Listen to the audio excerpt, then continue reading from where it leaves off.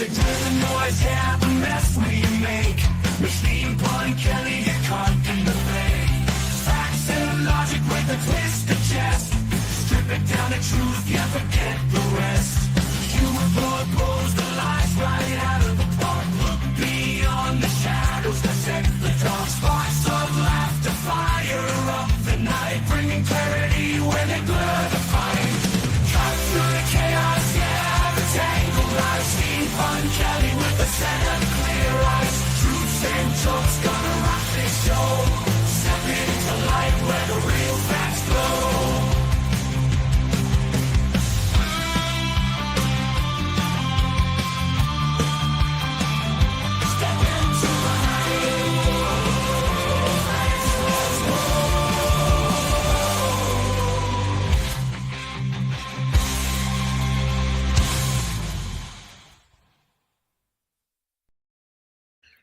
Hello, and welcome to another edition of the Pun Show.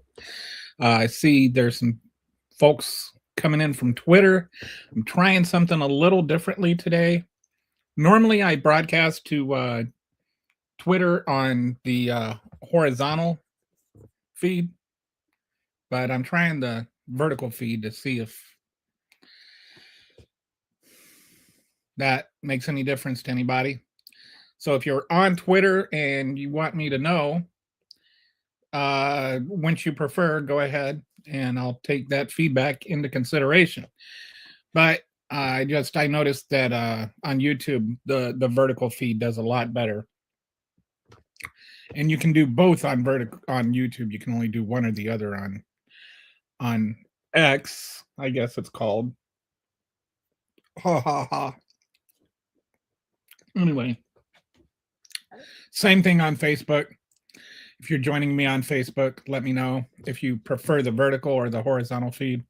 I'm just trying something new today, and Twitch. I usually go to at least Facebook, YouTube, Twitch, and X. So anyway, we are talking about. Hi, Silver. How you doing today? I just figured out your name is Silver Surfer.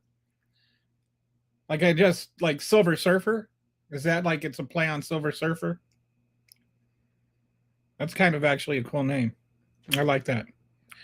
Today I'm going to be talking about I'm a little slow on the uptake. You'd think with a name like Machine Pun Kelly I would have picked up on the pun earlier, but you know. We're talking about the drift into authoritarianism, Trump's drift into authoritarianism. There's a number of things that are in the news today on that.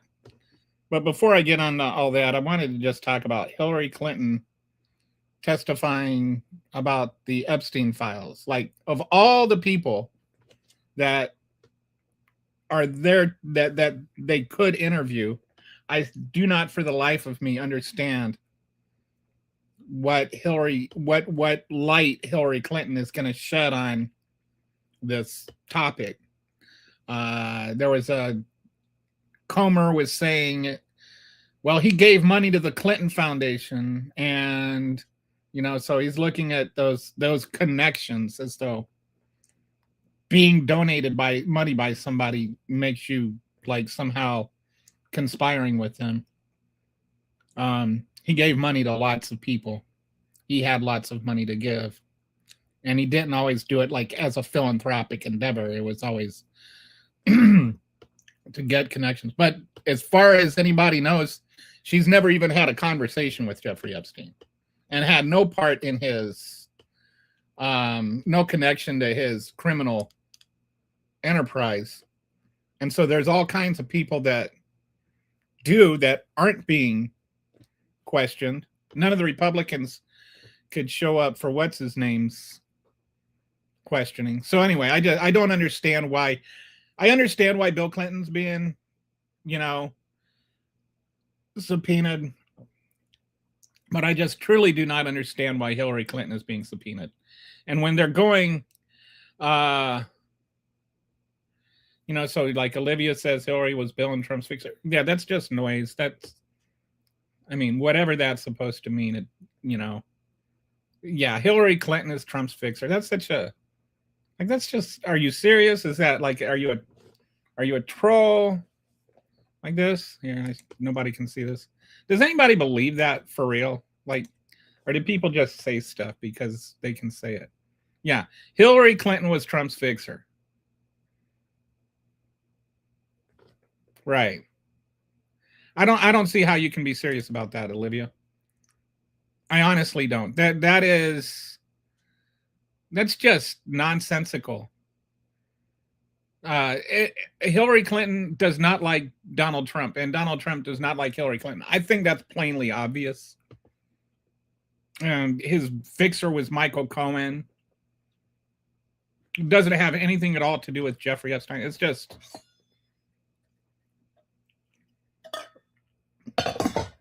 anyway. What did who say, Ryan? Bill Clinton. What did Comer say? Comer was saying it was all about the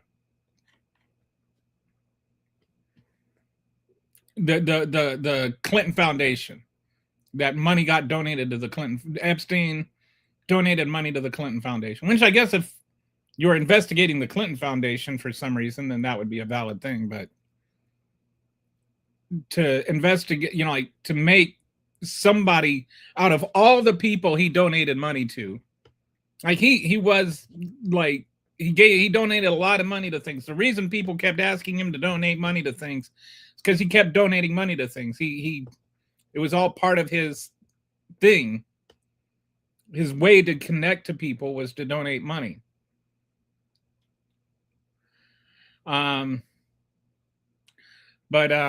Anyway, I have no idea why she is being interviewed. You want to talk about Bill Clinton being interviewed? Fine.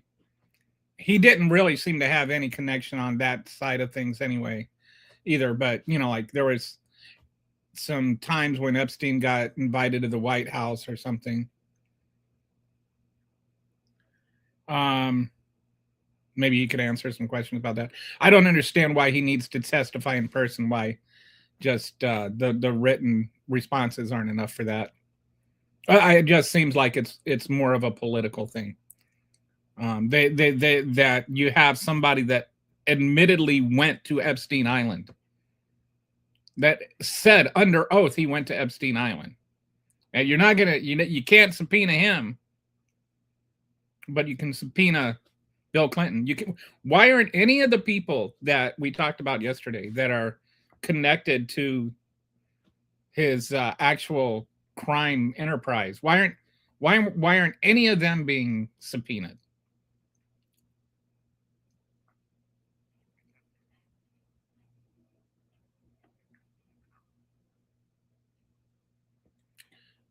Yeah, we're not talking about Hillary Clinton here. We're talking about the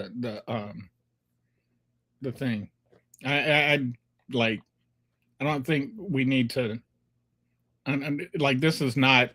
We're not going to chase down the Hillary Clinton conspiracy theory rabbit holes. Pizzagate was real. No, Pizzagate was not real. Okay, so let's talk about the thing I want to talk about today, which is this authoritarian overreach of Donald Trump. There's just a number of things that have come out in the last 48 hours, which are just extremely concerning. Everybody keeps, you know, like you get MAGAs like Illuminator here. Very, very. Oh, Scott thinks I should dye my hair blue and get a nose ring because I don't know why. That's kind of like, okay, if you're a liberal, you know, all liberals meet this stereotype that you have, and therefore if anybody doesn't meet that stereotype, they need to meet that stereotype. That's such a weird thing. That's like me saying you need to, well, never mind. I don't need to dye my hair blue. Most Democrats do not have blue hair. All right. Oh, whoops. What's going on? Did I? Huh? Okay. Forgot to delete that card. Okay. So there's a number of things that are going on. There's the Minnesota Medicaid freeze, the Iran war preparation, his Supreme Court defiance on tariffs, and the Anthropic arm twisting. Like 4 different situations that are going on that have this one common thread of an authoritarian overreach. He is just defying the Constitution. He's defying the separation of powers. He's just completely off the rails and just deciding that whatever he does is right and legal, and that's it. It's not even a discussion at this point. Yeah, I don't. The only answer I can give you is Comer said it's because the Clinton Foundation. There's no real reason to interview her. There are a lot of people. If James Comer is really interested in getting to the bottom of the Epstein situation, then he should be spending his time trying to interview people that were involved in the Epstein situation, and not trying to play political games by interviewing Hillary Clinton. The reason he's interviewing Hillary Clinton is because she is Hillary Clinton, because it's a headline grabber, and because, you know, he can try to make it look like Democrats are trying to defend her or something like that, as though she needs defending because she didn't do anything wrong. But I'm on the vertical and the horizontal on YouTube. You're talking about? Yeah, I'm on 2 different streams. Is that what you mean? I'm also on, I'm on Twitter, I'm on Twitch, and I'm on Facebook. Okay, disliked. Okay. Sorry. I'm not here to appease you. So let's first talk about this whole thing with Medicaid. In case you haven't heard, J.D. Vance announced yesterday that they're just going to freeze $256 million in Medicaid spending to Minnesota. All right. Because of this whole fraud situation. So let's really break this down. First of all, the people that are being punished didn't do anything wrong. A lot of the people that are being punished even voted for Trump. Some people were like mocking. Somebody said that Minnesota is like almost like 2 states. Like the rural part is like a red state, and the blue parts are like a blue state, or the urban parts are like a blue state. That's actually true. And it's about 50-50. It's that's why you end up with weird things like Jesse Ventura ending up being the governor. There is enough, like in the farm communities and stuff like that, which you know, I lived there for 6-7 years, so I can attest that there are a lot of, you know, deep red MAGA types in the state of Minnesota. But those are in the rural communities that are going to be affected by these Medicaid freezes. So, like, there's different types of people that are being affected by it, none of which have anything to do with any of the fraud that is going on. There's the people that receive Medicaid, right? That's number one. What are they going to do for their health insurance now? They're already on Medicaid because of financial constraints. Why are they being punished? They didn't do anything wrong. And a lot of those people are in rural communities in Minnesota. The second group of people that is going to be punished for this are the hospitals. Because technically, if you're on Medicaid, you don't get like Medicaid dollars. You don't get a Medicaid check. It's not like you get a monthly check to pay for your health care, and now you're losing that. No, the government pays for your health care when you need to go to the hospital. And who do they pay? They don't pay you. They pay the hospital. So now the hospital isn't going to get paid. So that means the hospital is going to suffer financially, which means a lot of these rural hospitals that are already getting hit by other cuts are going to start going under. And when that happens, all the people that have actual insurance that they pay for and work hard for, that voted for Trump, all of them are also going to lose their insurance, or they're going to lose their hospital. I mean, it's not like the hospital just closes to the people that are on Medicaid. The hospital closes, and then everybody is SOL.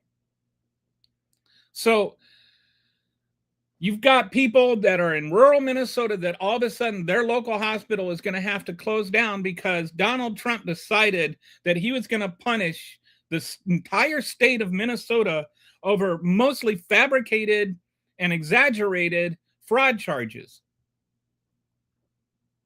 And I say fabricated and exaggerated very deliberately because some of them are fabricated and some of them are exaggerated. All right. What we do know is that there were Nick Shirley's videos, the ones that supposedly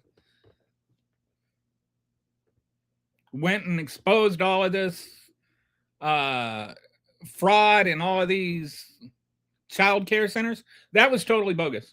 That's been completely debunked. I've talked about it on the show before. The feds checked it out. They couldn't come up with anything.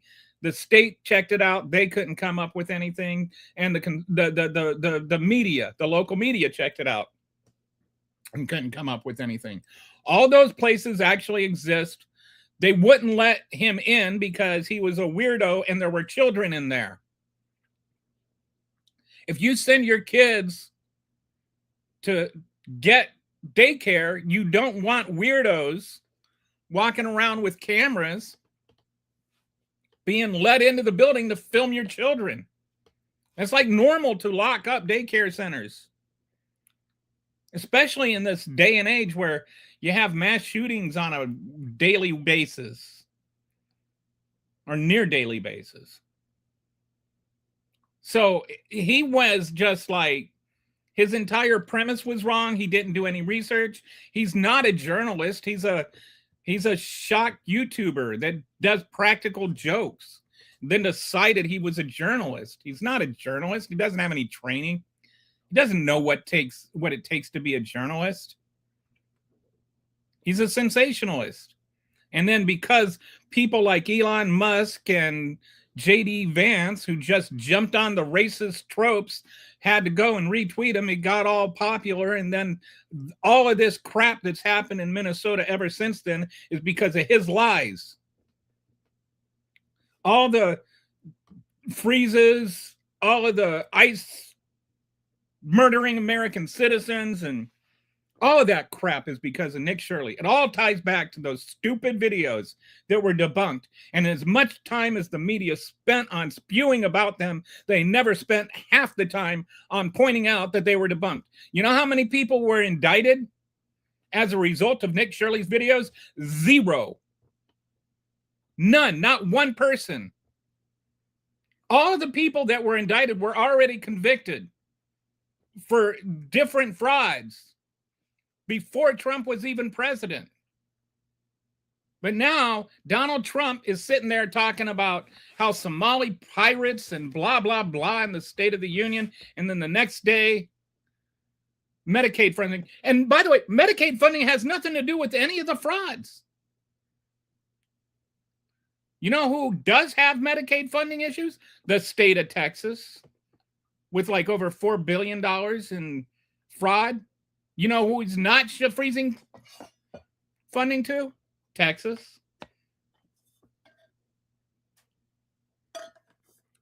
But Minnesota and Texas are different sized states, let's be fair. If you check Minnesota for its fraud rate in Medicaid, in improper payments, Minnesota's rate is 2.2%. The national average is 6.1%. And when we talk about improper payment rates, understand this is mostly provider scams. It's not user scams. The people that are manipulating it are like physicians or pretend physicians. They're not people that actually need health care.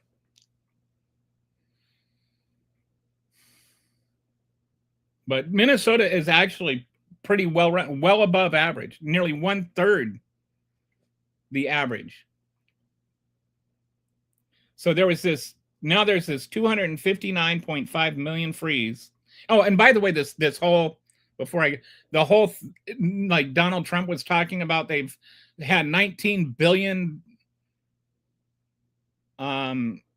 in fraud over the last several years.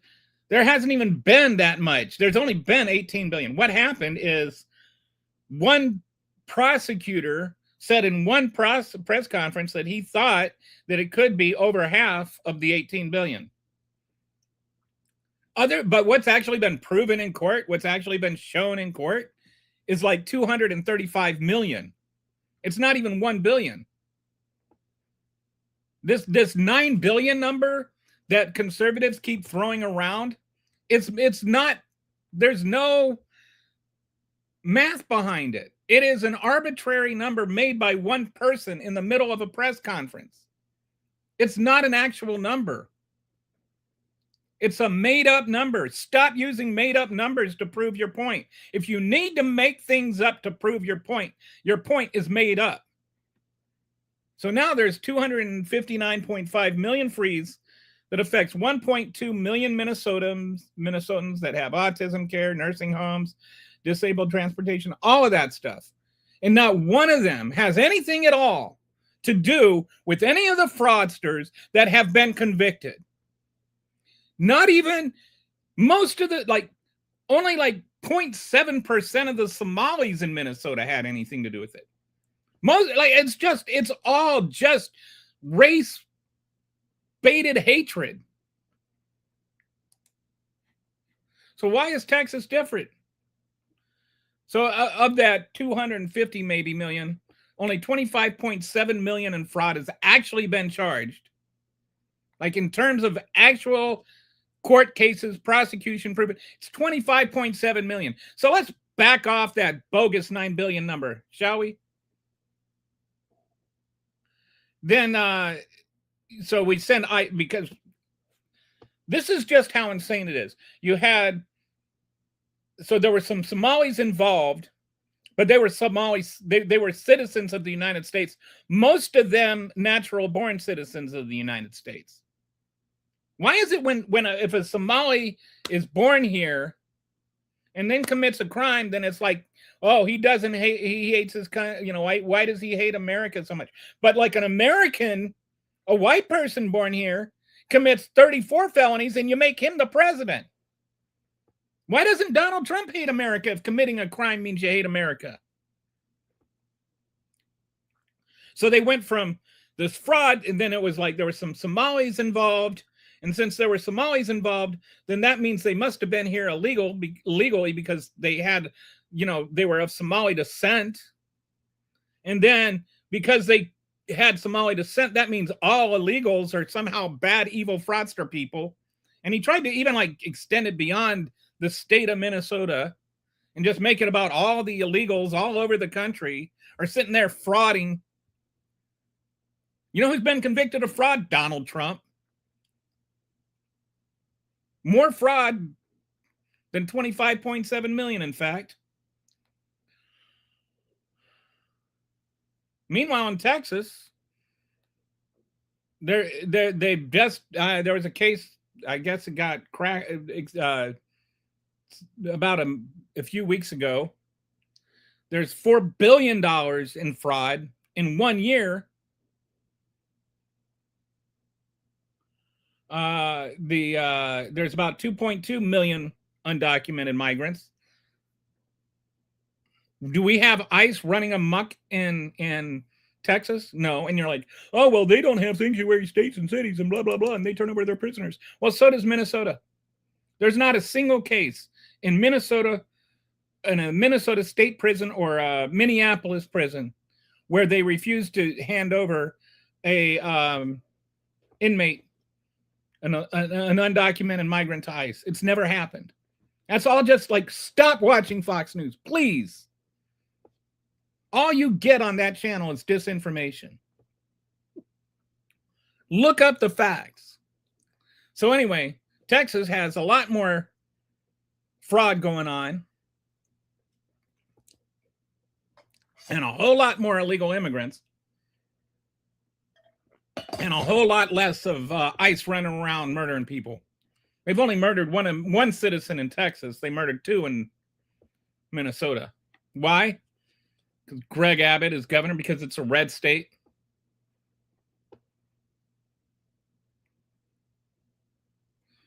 Why isn't he freezing Medicaid in Texas?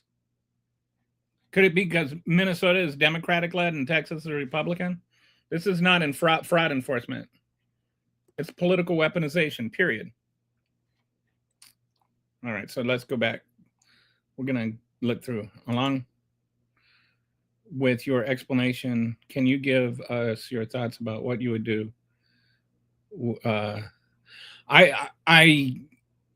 The only thing that I can think of is sue.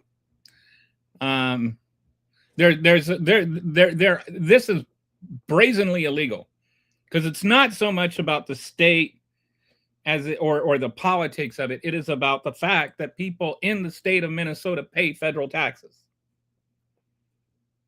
And you can't just take their taxes and then not provide the services that those taxes pay for. That's like saying, I mean, I hate to borrow the phrase, but no taxation without representation. Like that's the heart of what founded America. Like that's, you know, pretty not just unconstitutional, but entirely un-American.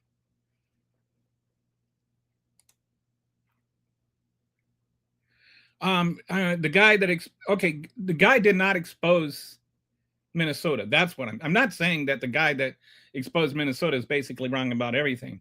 I'm saying that the guy that everybody thinks exposed Minnesota did not actually expose anything. There was no fraud there. All of the things he said were untrue. It's not just that he's wrong, it's that he lied. There was nothing to expose. All of those healthcare, all of those child care centers, all those daycare centers were actual daycare centers that were honestly run.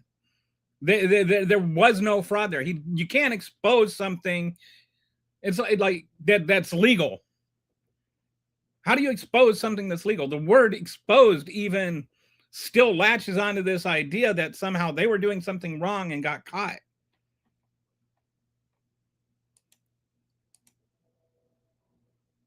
He absolutely is. And there's fact checks you can look up on it. But basically they went through and they I'll tell you 3 things. Okay, first of all, the probably the strongest evidence that you might accept is the fact that they sent Pam Bondi sent all these investigators to go and get to the bottom of it, and you have not had a single person indicted. Right? That's number 1.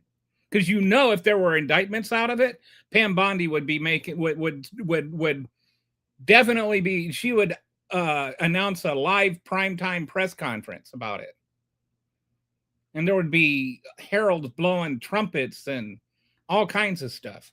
But you haven't heard anything about it because there hasn't been anything to hear about. Number 2, there were of all of the daycare centers were actually open when he went there, except for one. They just wouldn't let him in because that is normal. And even there's one video footage where another reporter is calling him out on that. Don't you know that that's normal? And then he tries to hedge around it. But yeah, he's definitely wrong. He was lazy. He doesn't know what reporting is. He doesn't know how to fact check. Smells like a mishandled that, Minnesota. I don't know what they mishandled or how it's Minnesota's fault. Yeah, I'm mad. Wouldn't you be mad? An entire state is getting their Medicaid stripped over fabrications. Of course I'm mad.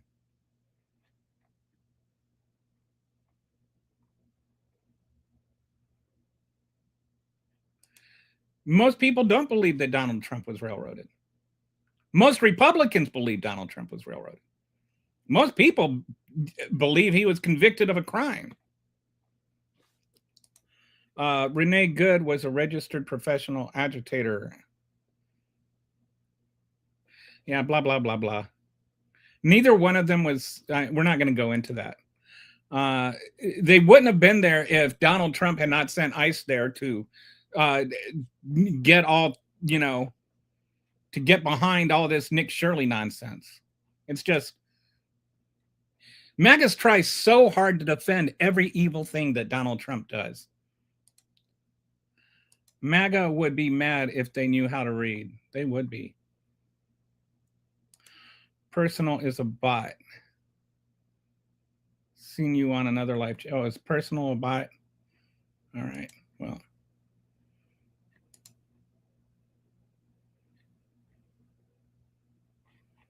Yeah, in that case. I don't have Resistance Kitty here today, so I have to do the boycotting myself. Oh, he was just on another person's live spewing the same poop.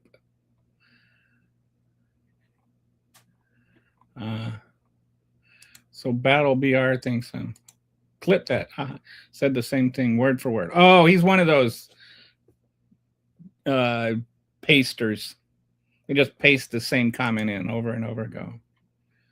The fraud is out of control and you condone it. What fraud is out of control? Seriously, dude.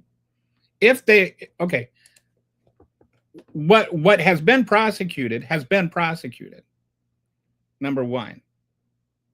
That before Trump was president, it was all prosecuted, all adjudicated, all convicted. So what is this doing? There is no new fraud that has not been prosecuted. So how is it out of control? Why isn't Texas, where there is new fraud, why isn't that being punished? And that's number one. Number two, why are you punishing people that didn't do anything wrong? Again, there are three types of people. One, people that receive Medicaid, they are being punished. Number two, the hospitals that get paid the Medicaid for providing care for the people that receive Medicaid. And number three, the people who live in the same communities that those hospitals are going to be shut down in. Why do all of those people deserve to lose health care over made-up charges by a 23-year-old YouTuber who was wrong about everything he said? That's what's out of control. Donald Trump is out of control. There has never been in the history of our country a state denied a single federal service for any reason. That's just never happened. It's completely unconstitutional. No, the people, okay, are you dumb? I'm sorry. Don't mean to be name calling here. But the people who didn't do anything wrong are getting punished. Who do you think gets punished when they freeze the Medicaid? Do you think it's the Somali people in prison? All right, what did you just jump in here a couple of seconds ago? The whole thing was wrong. I just went through it. The whole thing about Nick Shirley and the child care centers and all of that was wrong. All of that was bogus. All of that has been debunked. It's been debunked by the by the local media. It's been debunked by the state investigations, and it's been debunked by the federal investigations. It is thoroughly and completely debunked. Not one person has been indicted over these fraud charges that Nick Shirley said happened. Not one person has been charged. Yet they're freezing all the Medicaid for the entire state. Why is that fair to you? I hope you're right. I want Crockett and Tallarico to be the two senators from Texas someday. And then we can like call them Crockett and Rico. If you get it, you get it. Dude, if you would fight for Americans as hard as you fight for Trump, we would have a better world. You're the one fighting for an illegal. Donald Trump is an illegal. Donald Trump's the one who committed crimes. You're fighting for an illegal. It is true. I hope your kid gets his mom's brains. She's cute, by the way, or her mom's brains. I think it's her.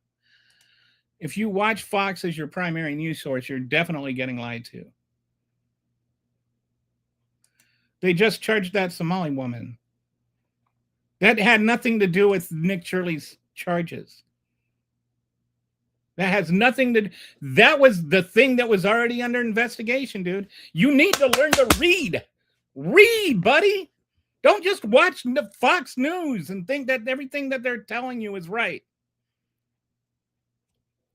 And you're saying an entire state should lose its Medicaid because of something one woman did because she's Somali? Come on, dude, grow up. Be an adult. All right, so now the next thing. Let's talk about Iran. We're talking about how Trump's authoritarian tendencies are escalating.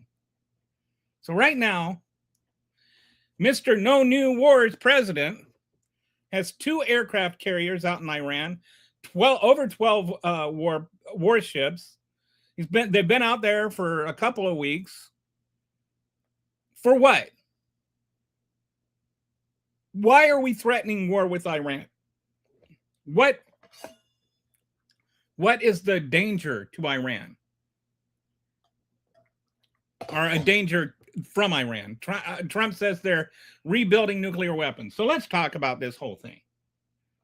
Let's talk about this honestly. Even at their best, they had 60% enriched uranium, which is not anywhere near enough to be weapons grade. Yeah. And it's not like 60% means you're 60% of the way to 80% or whatever it is. Each time it gets harder and harder to refine it more. So they were like years away from even back before we bombed the crap out of them. They were years away from having weapons grade uranium.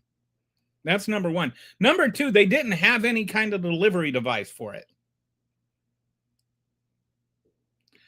So even if they did have enriched uranium and they didn't have a delivery device. So they've got both of those. So this is like if somebody were walking around with blank bullets in their pocket, and they didn't even have a gun, but they had some blank bullets, and then you were to shoot them in self-defense because maybe they could get some more gunpowder in those bullets, and then maybe they could get a gun, and then they would be a threat. But they're not a threat until then. Unless they're a threat right now, you can't kill them in self-defense, and it's the same thing with the War Powers Act and with you can't just go and bomb people because you think that someday they might be a threat.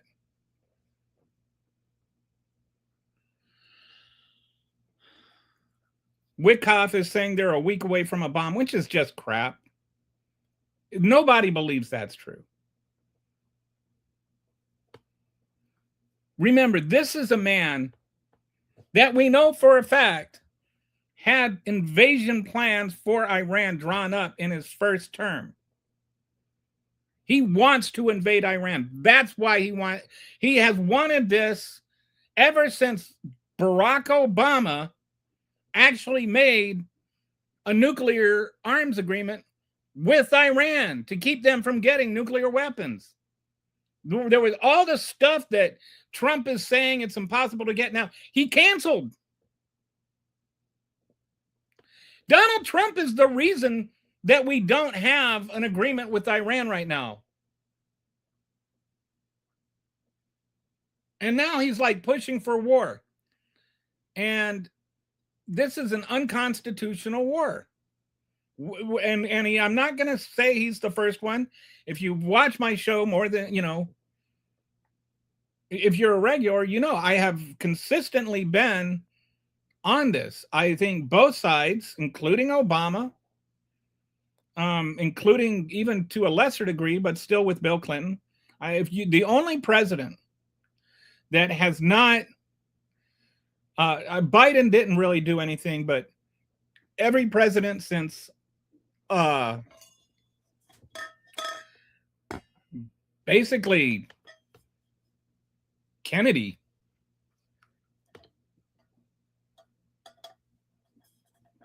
even before that, Eisenhower, has gradually expanded the executive power when it comes to wars. And the War Powers Act was meant to rein that in, and now it's being used the opposite of what it was intended. It was meant to be like, if you have to, if there is something that you feel is so urgent that it has to, you have to use it, you have to come and you have to tell us within 48 hours why that was. It wasn't, as long as you come to us within 48 hours, go ahead and do whatever you want. Donald Trump thinks everything is an emergency. He just calls everything an emergency. The War Powers Act was written if there is an actual emergency. Right now, there's no emergency.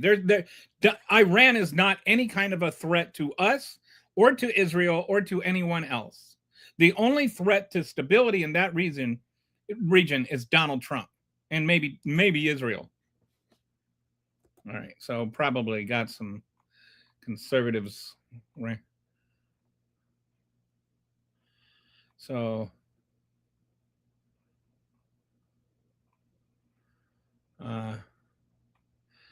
stop blocking eyes while you're, we're not. Here's a simple answer: stop blocking eyes while you're giving illegals. So yeah, all of this is made up stuff. Nothing you said is true. He was convicted of crimes. No testosterone on this channel. Okay, good. Let's make a better world, whatever that means. One women. Okay, whatever. Because they hate Western society. Yes, they are telling the truth. We have an honest world, whatever. I wish you could watch, read all the, don't just read left-leaning, but I really wish you could, like change the channel. Did he bomb them? Yes. You just worry about stuff that hasn't happened. He literally bombed them, dude. He bombed Iran like months ago. Were you not paying attention? They weren't lying to us. And you don't know how to spell lie. Because we disagree sometimes, it doesn't mean that I'm a Trump lover. I don't think you are. Iran has always been obstinate. Don't you have a clue of history? Yes. I think that Donald Trump is obstinate. Like, what is your assessment of Iran being obstinate have anything to do with anything? Can you just go and bomb countries because you think they're obstinate? It doesn't matter if they're obstinate. What matters is if they are an immediate threat. And they are not an immediate threat. I bet you agree with Obama sending millions of dollars of cash to them. Obama didn't send them millions of dollars of cash, which is something you would know if you didn't just get all your information from Fox News. Obama did not send them millions of dollars of cash. What Obama did is return to them some of their own money. No, on the vertical, for some reason, it splits the vertical feed and the horizontal feed. You must be in the horizontal feed. All these other comments are on the vertical feed. So right now I've got 23 people on the vertical feed. No, we don't have somebody fighting for people. And I noticed, hey, JD, can you do me a favor? Can you respond to the thing I'm actually talking about instead of just knee-jerk Tourette style blathering about random defenses of Donald Trump? Do you think that Iran is a threat? Do you think that if we don't go to war with Iran, Iran is going to nuke somebody? Yes or no? All right. He bombed a factory. Wow. Okay. Then why did he say that he obliterated their nuclear stuff? Like, okay, was he lying? When what was Levitt lying when she said that the 225 bombings obliterated their nuclear facilities? And now he bombed a factory. Like, was he lying then or is he lying now? Which he's saying two different things. Which time did he lie? Did he lie now or did he lie then?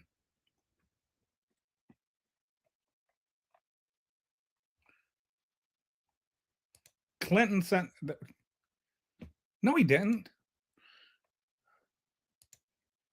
How do you see our future in the next 2 to 3 years to our I think we're headed for a massive recession. I think that the combination of massive deportations, I think that, and his tariffs and the Authoritarian cuts to the federal budget, all of those things, it's just going to make the K-shaped economy even worse and worse. It's going to make the number of people that are rich grow smaller and smaller, and the number of people that are poor grow larger and larger. I think we're screwed. That's my honest assessment.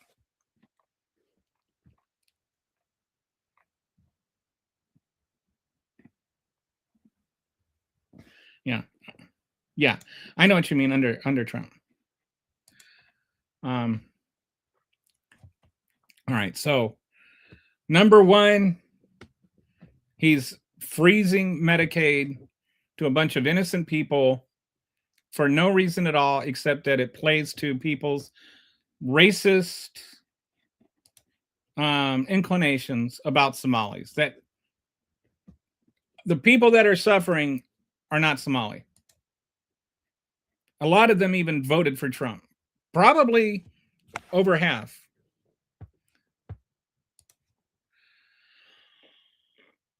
Supreme Court now, and so then he's doing this Supreme Court defiance in real time on the tariffs. So the Supreme Court ruled 6-3 that tariffs were illegal, and the court spent months ruling this. They were very clear that the Constitution gives this power to the Congress, not to the president. This is not even a debatable thing. It's a direct quote from the Constitution. It shouldn't have even taken any time. And so he's just like, I'm going to find another way. And I would just like to point out to the irony that the case he was trying to present didn't even talk, like the thing, his legal defense on the tariffs thing didn't even talk about tariffs.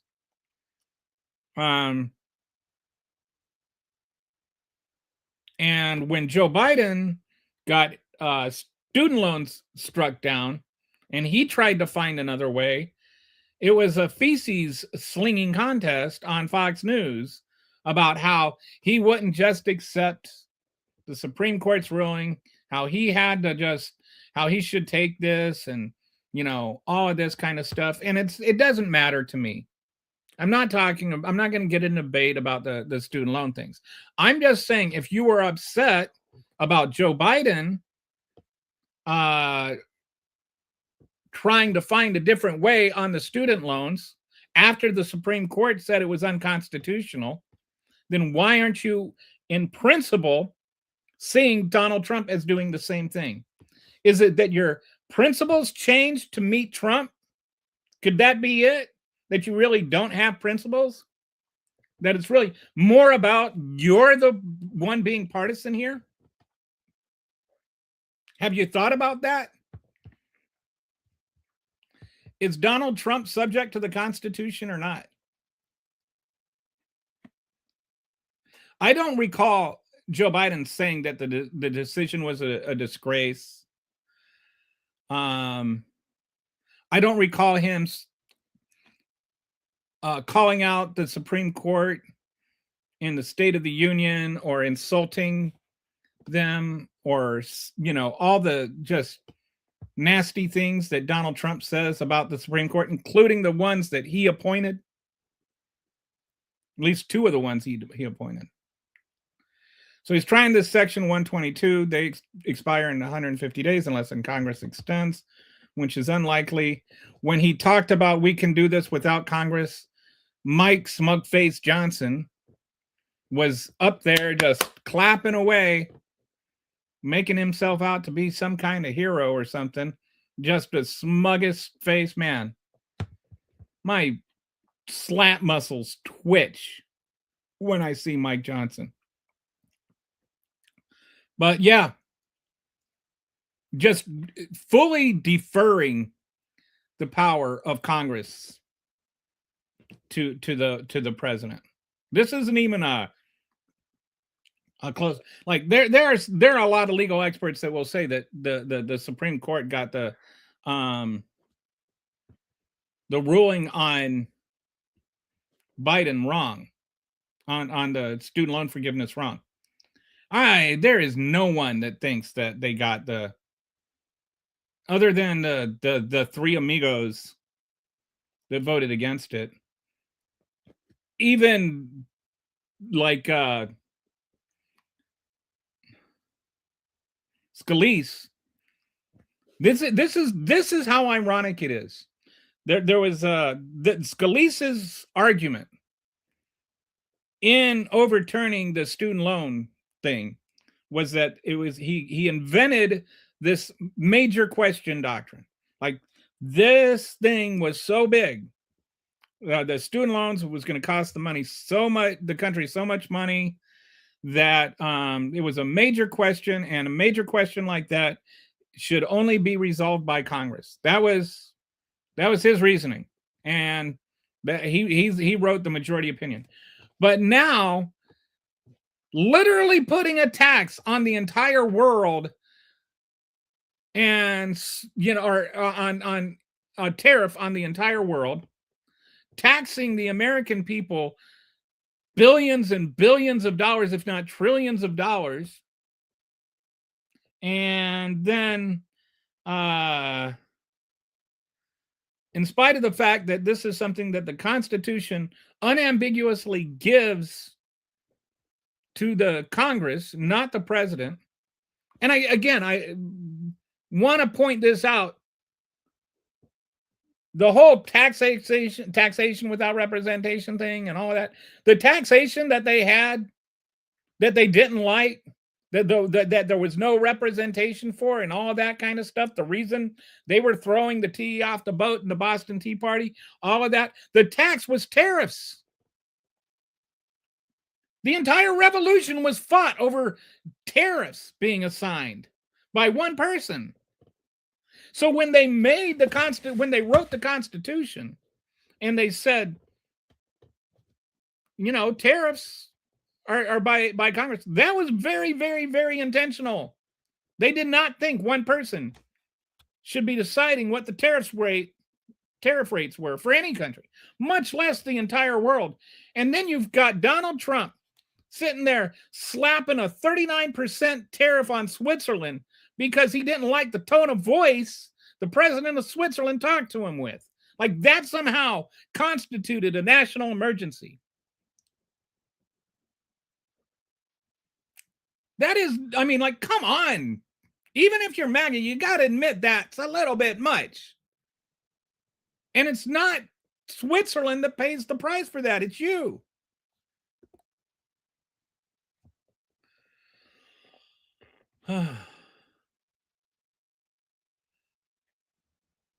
Would you explain to me how they work? Tariffs?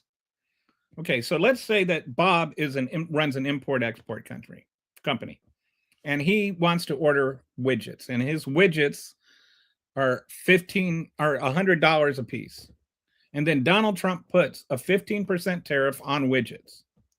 So then when those widgets come into the country, and they're at the port, then Bob has to pay, can't remember the name of the agency, but a federal agency that I think it's part of Homeland Security or something. He has to actually, might be the Commerce Department. Anyway, he has to pay, if he ordered 1,000 of them at $100 a piece, then that would be $100,000. So he'd have to go and he'd have to pay $15,000 to this federal agency before those widgets get released for him to be able to sell or use in his manufacturing or whatever.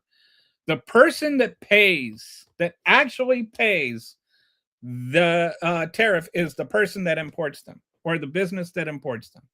What they do with that afterwards, they can either, one, they can just eat that 15% and lose the profit. That's number one. They can say, well, they can ask the seller from the exporter to cut the price of it so that the 15% they pay is offset by that. But that rarely happens, because why should another country lose money because of Donald Trump? And then, by the way, that's a company, not a country. If we import widgets from the widget factory in Germany, that does not mean that Germany pays the tariff. That means if the widget factory in Germany agrees to charge less for them, they're losing that profit. Not Germany, the widget factory. So then, but they don't do that anyway. There, one time in the 80s, the Japanese auto exporters, they actually ate the profit so that they could kind of still take over the US market when Reagan tried to boost the tariffs up on the Japanese auto industry. So I don't know, does that answer your question?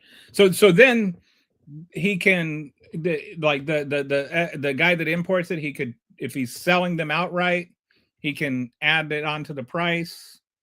If he's selling it to, somebody that's going to make, uses widgets in their manufacturing, they can add it onto their price. Eventually, some percentage of that gets passed on to the consumer. And that is called a pass-through rate. And the pass-through rate on Trump's tariffs were around 90%, according to like various studies from independent agencies like Wharton.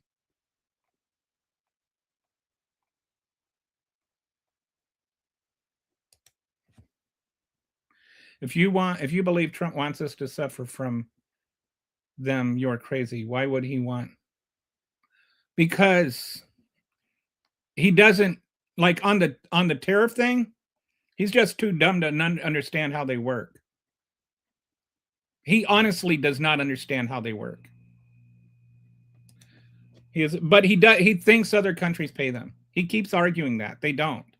That is not like an actual debate, like how they work. That's a factual debate that has worked. That it's that way through that. That's what a tariff is. It's like arguing how many angles are in a circle.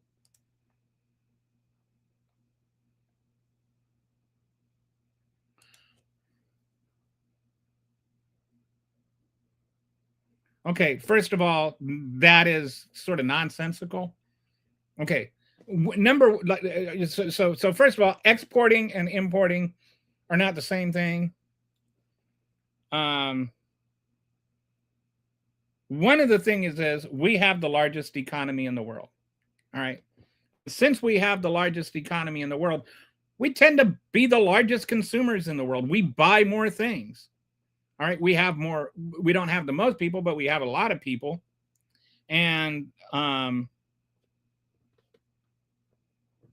so we just tend to buy more things.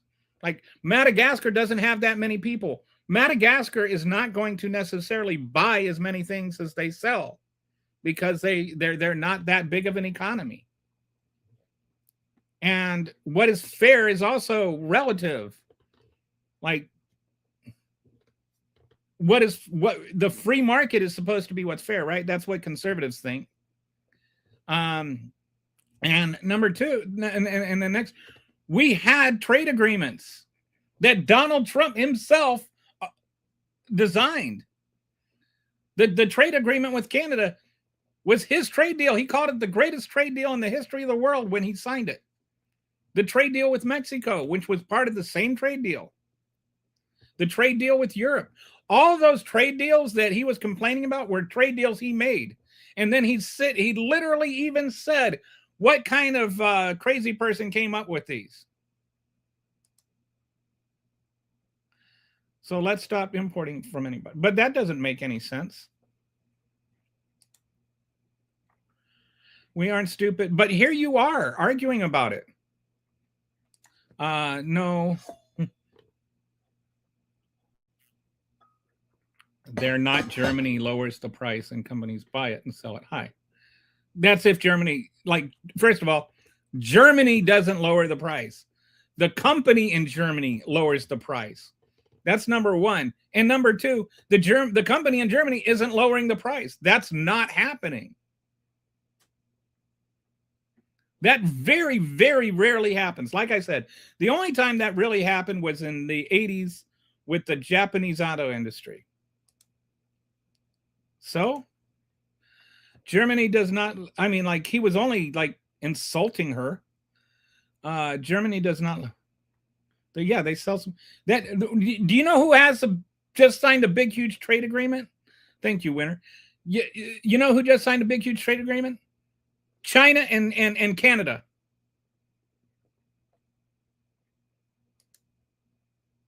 If you think Trump is dumb, well, I don't think Trump is dumb. He's established he's a complete moron. And if you think he's not, then I seriously don't think that you're the brightest person in the room either. Hey, Skippy. Still 0 Epstein arrests in the USA. You would I didn't see it yesterday. I don't know what was going on. It was like a weird show yesterday. It was just like there weren't that many people here. I couldn't figure out why. And the comments were just non-existent. But we had a guy named Tony on that like really understands the whole. I can tell you what was going on. Oh, YouTube came out with an announcement that said that they had issues. It was happening to everybody who was doing shows yesterday. That it was on their end and it was a problem. Okay. Well, I was going to say it certainly seems to have gotten better today. Mm-hmm. Yesterday was just was like, man, is it my deodorant? Yeah, no, it's totally entirely about they had software issues. So why do every other country doesn't put tariffs on us? Actually, like Europe didn't have any tariffs on, or very limited. Like you should probably actually learn these questions before you ask them. We actually have a higher tariff. Europe has a higher tariff on us now than they did before the trade war. And it doesn't, and this is the thing, like, let's say we're pointing guns at each other and we shoot each other. My shooting you does not mean you didn't shoot me. Like, we both get hurt. It's a mutually assured destruction type situation. Yes. Okay. Tariffs hurt the other country and tariffs hurt you, but they don't mean that the other country is paying. What tariffs do as damage is that they make prices go higher. And so then people import less of your product because they're not going to be able to sell it because it's more expensive. It's going to be harder to make a profit on it. So then what they do is that they hurt the consumers or the workers in that country. So let's say that we export widgets instead of import widgets, right? Well, we export widgets to Germany. Germany puts a 15% tariff on widgets. And so now we send them to Germany. They sell fewer widgets. People don't want to pay that much for the widget. Since they're selling fewer widgets, that means they're buying fewer widgets. And if they're buying fewer widgets, that means we're producing fewer widgets. And if we're producing fewer widgets, that means the people that work in those widget factories lose their jobs. Does that follow? That's why I think it was 44,000 manufacturing jobs we lost. We actually went down in number of manufacturing jobs in 2025. We actually went down. We lost manufacturing jobs. Why is that? Reciprocal tariffs. And also Trump's tariffs. Tariffs can also hurt when you've got this kind of worldwide economy, because no business can figure out what wild hair is going to grow out of Trump's butt from one day to the next. And so he's just going to arbitrarily decide he's going to change the tariff. That makes it really hard to plan. So, and it also makes it so that no other countries want to invest. We lost money in foreign investments. Foreign investments went down. Manufacturing jobs went down. Tariffs raised the prices of goods. The average family spent about, is it $1,200 or $1,700? I can't remember which. But a lot more money on goods and services as a direct result of Trump's tariffs. Tariffs are hurting us. Like, just honestly, don't take my word for it. Don't take MSNBC's word for it. And don't take Fox's word for it. Go and read what Wharton says about it. Go and read what like an actual objective financial institution says about it. My brother has a PhD from Wharton. And he says there's no such thing as a good tariff. He hates tariffs. And then he spent about the next 2.5 hours explaining why. He knows more about tariffs than I do, that's for sure. 0 days since an accident. 10 years since a meaningful arrest. I'm on that boat, buddy. So I forgot to, so we had the guy on yesterday, Anthony, that had a lot to say about that. And one of the things that we were talking about, and we opened up this show talking about, is the Hillary Clinton, being grilled for whatever reason. And none of the people that were involved in the actual thing, none of them are being subpoenaed. None of them are being asked questions. They don't.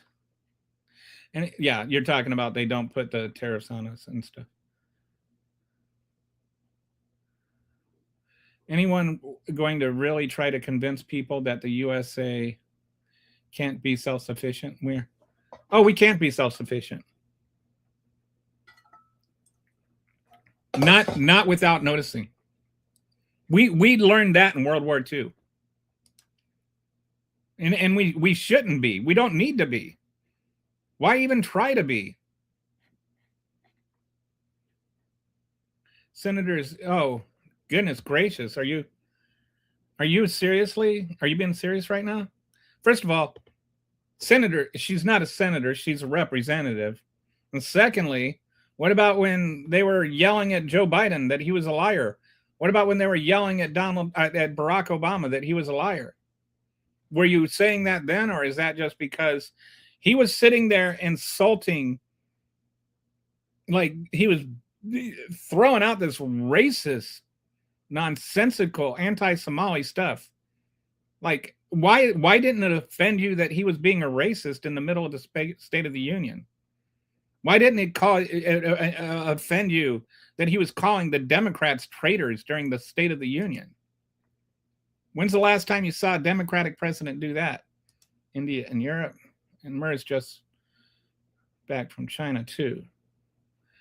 I'm not calling anybody dumb. I'm saying that if you think that Donald Trump understands tariffs, then you must be as dumb as he does, because he clearly does not understand Trump.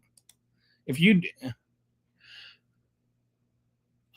easily, he didn't exactly become a billionaire on his own. He got $600 million inherited, and because people like you vote for him in spite of whatever. You sat there and you insulted the intelligence of Joe Biden. Didn't Joe Biden become president? What do I need to be able to see the other YouTubers on here? I think you have to go to the vertical channel, but I don't know how to do that. Sorry. I don't know how to fix that.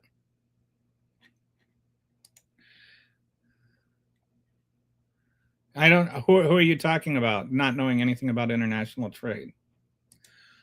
Are you talking about me? Because I wouldn't say I'm an expert, but I know how tariffs work. I don't even want to get into words like establishment, as though he gets elected by people who think that's a good idea. I mean, what trade agreement? The trade agreements that he made? Who made the trade agreement with Mexico and Canada?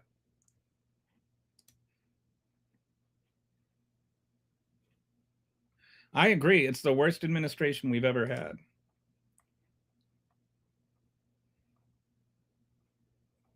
That table stands in China, India, Canada. My brother's been on a couple of times. He's running for Texas state legislature. He got to go vote for himself in the primary this time. But his main focus was is healthcare economics. He was the CEO of Bansi, which is like the largest military hospital. He's got some really intriguing thoughts on healthcare and how to fix the healthcare system. He's not totally into Medicare for all, but he is for universal healthcare. Okay, I believe in God. I want everybody to have a better life, and I want everything to be fair. When the middle class is doing good, the whole world is doing good. Well, yeah. So why are you voting for Trump? Trump does not believe in God. Trump does not want everyone to have better lives. Trump does not want anything to be fair. And Trump does not give a flying fornication about the middle class. The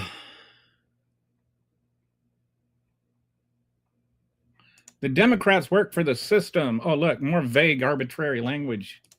Nobody should be yelling during that time. Okay.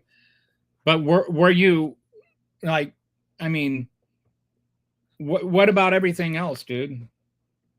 Like, why are you all of this? Why is the thing you're fixing on something about one representative from Minnesota said during the State of the Union? Why is that the thing you need to fixate on right now? There's a lot bigger problems in the world than that.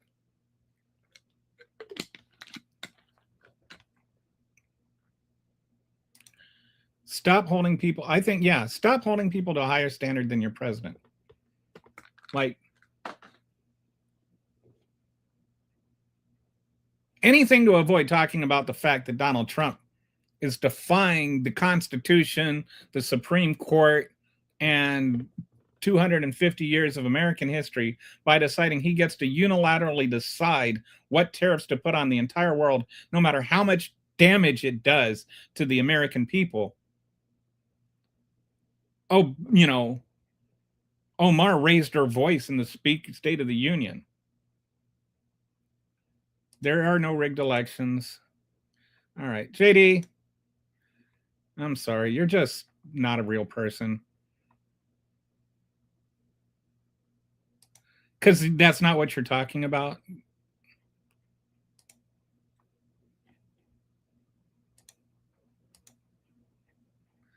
Bye, JD.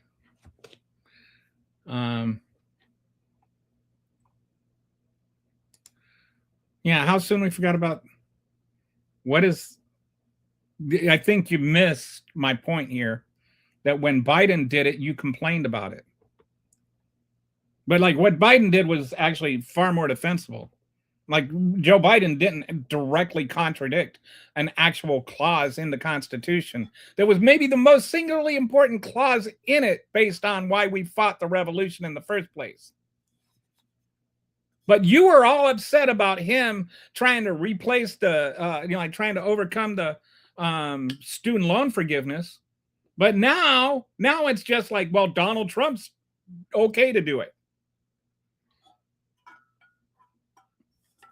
If you think it was wrong when Biden did it, why don't you think it's wrong when Trump does it? You're the one that forgot about Biden.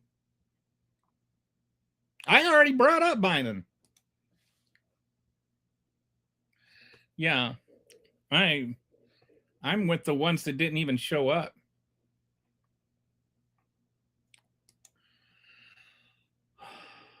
Okay. Tell me, Silver. Which representatives called Joe Biden a liar? Which representative called Obama a liar? If it bothered you, if it offended you, tell me who they were.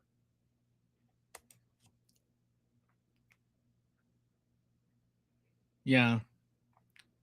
Good verse. These people honor me with their lips, but their works they deny me. Praying means nothing when the fruit says otherwise. JD is gone. He's just a troll. How is this any different when a Supreme Court struck down Biden student loan forgiveness? So he used different laws to keep. Dude, were you? I don't know. Were you not here? That was the whole point. When Joe Biden did it, you guys lost it. But now when Donald Trump does it, you're okay with it. So you ask me, how is it any different when Trump does it? My whole point in bringing this up is that when Biden did the same thing on a much lower level, what he did, the statute, like he went to a different statute to try and accomplish something close to what he did. It wasn't even the same thing. Number two, what he did was actually lawful. Number three, and this is the really, really important part, there wasn't a clause in the Constitution directly preventing him from being able to do it. Not just the law, the actual Constitution. The actual Constitution says Congress has to do this. And when Scalia wrote the opinion piece on this, he said that there is he called it the major question doctrine. When it comes to a major question like this, then it has to go through Congress. But Scalia reversed course when it came to Trump doing it. He went against his own doctrine. The doctrine he established, he violated. So how is it different when Trump did it? That's the question. Not how is it different when Biden did it. You lost your nonsense. You lost your senses over Biden doing it. That's why you're bringing it up now. How is it different when Donald Trump does it? You tell me how it's different. You're the one defending Trump. Oh, all right. Sorry. Both seem wrong. Should have read your next comment first. You don't understand the difference between a million and a billion, do you? There is zero difference. Get it? Actually, 3 zeros. You don't understand the difference between a million and a billion. To put it in perspective, 1 million seconds is 11 days. 1 billion seconds is 31 years. I don't understand where that comment comes from. Yes, a billion is a much bigger number than a million. A billion is 1,000 millions.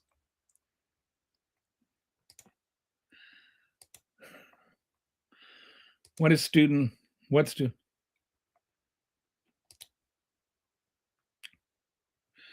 Yeah, like everything with them is whataboutism. Like I try and stay, logically and morally consistent. But most of the time when I see people doing these whataboutisms, they're an excuse. And it's like every time you've got a whataboutism, I just want you to remember that there's 3 fingers pointing back at you. When you're saying a whataboutism, you're admitting you're wrong, but you're admitting the other side being wrong somehow vindicates you.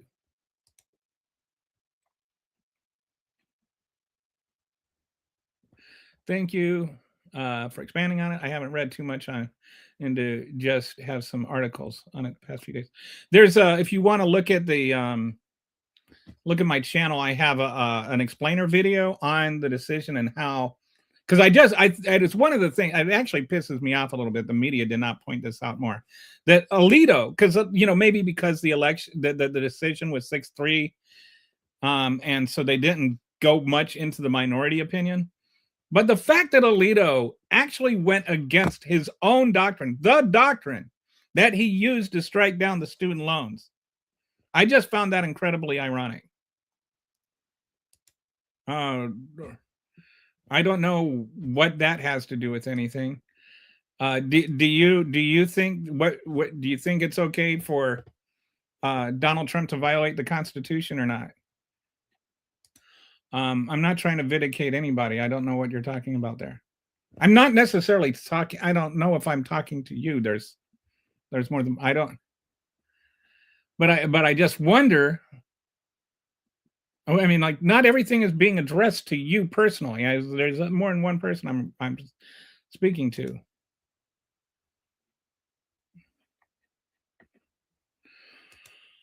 Okay, so now this one is of all the if Biden did this things in the history of if Biden did this thing, this is the most if Biden did this thing of all. So in case you haven't heard, does anybody use Claude at all? If you use Claude, perk up, because you might not be able to use Claude anymore in the near future. Because this is insane to me. This is insane. So what's going on? If you haven't been paying attention, Anthropic is who owns, like they're the company behind Claude. And the Claude is actually, the DoD uses Claude the most. And Claude has safeguards on it that prevent the DoD from being able to use Claude to spy on American citizens. And if they don't remove those safeguards, tomorrow by 5 p.m. Eastern, they lose their contract. So they're actually blackmailing Anthropic into taking away safety regulations from Claude that prevents them from being able to spy on American citizens.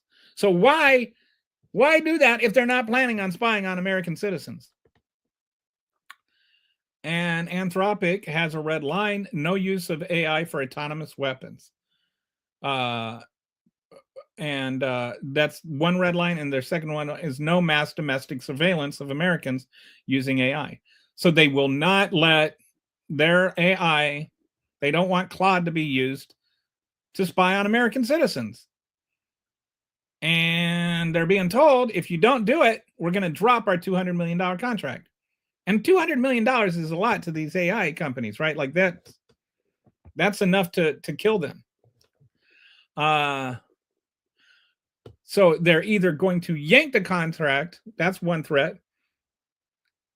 Because Claude won't spy on American citizens, right? Out of safety concerns. Or, and this is the real irony, they're going to use the national emergency laws, the same one that Biden used to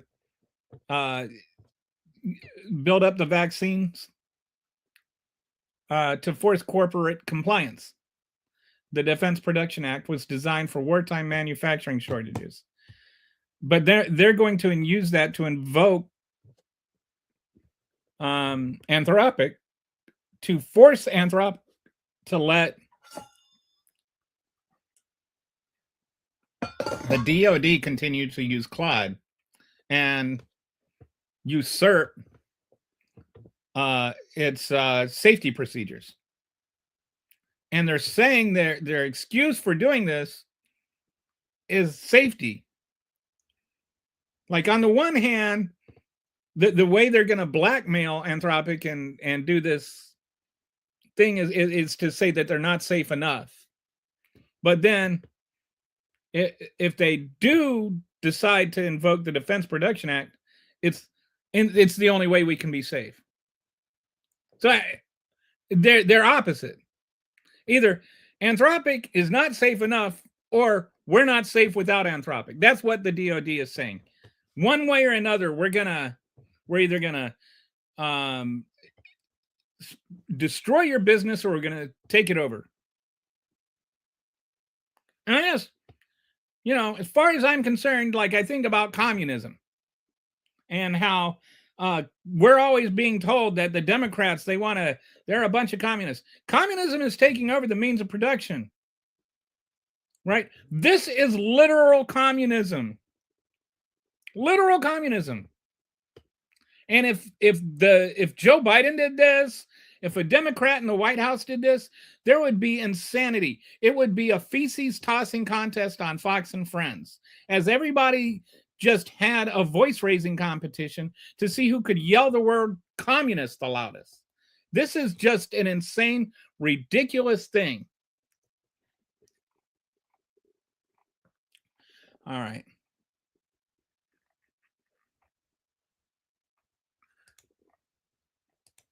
Educated. All right.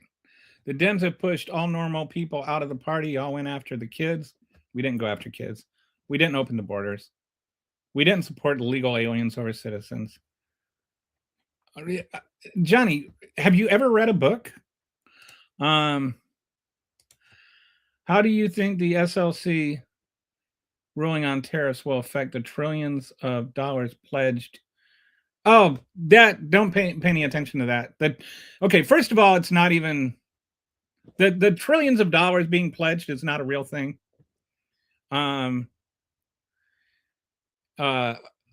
First, like, Donald Trump, first of all, exaggerates that and saying it was $18 trillion or whatever. Like, that's not even the White House's pages sensationalized numbers.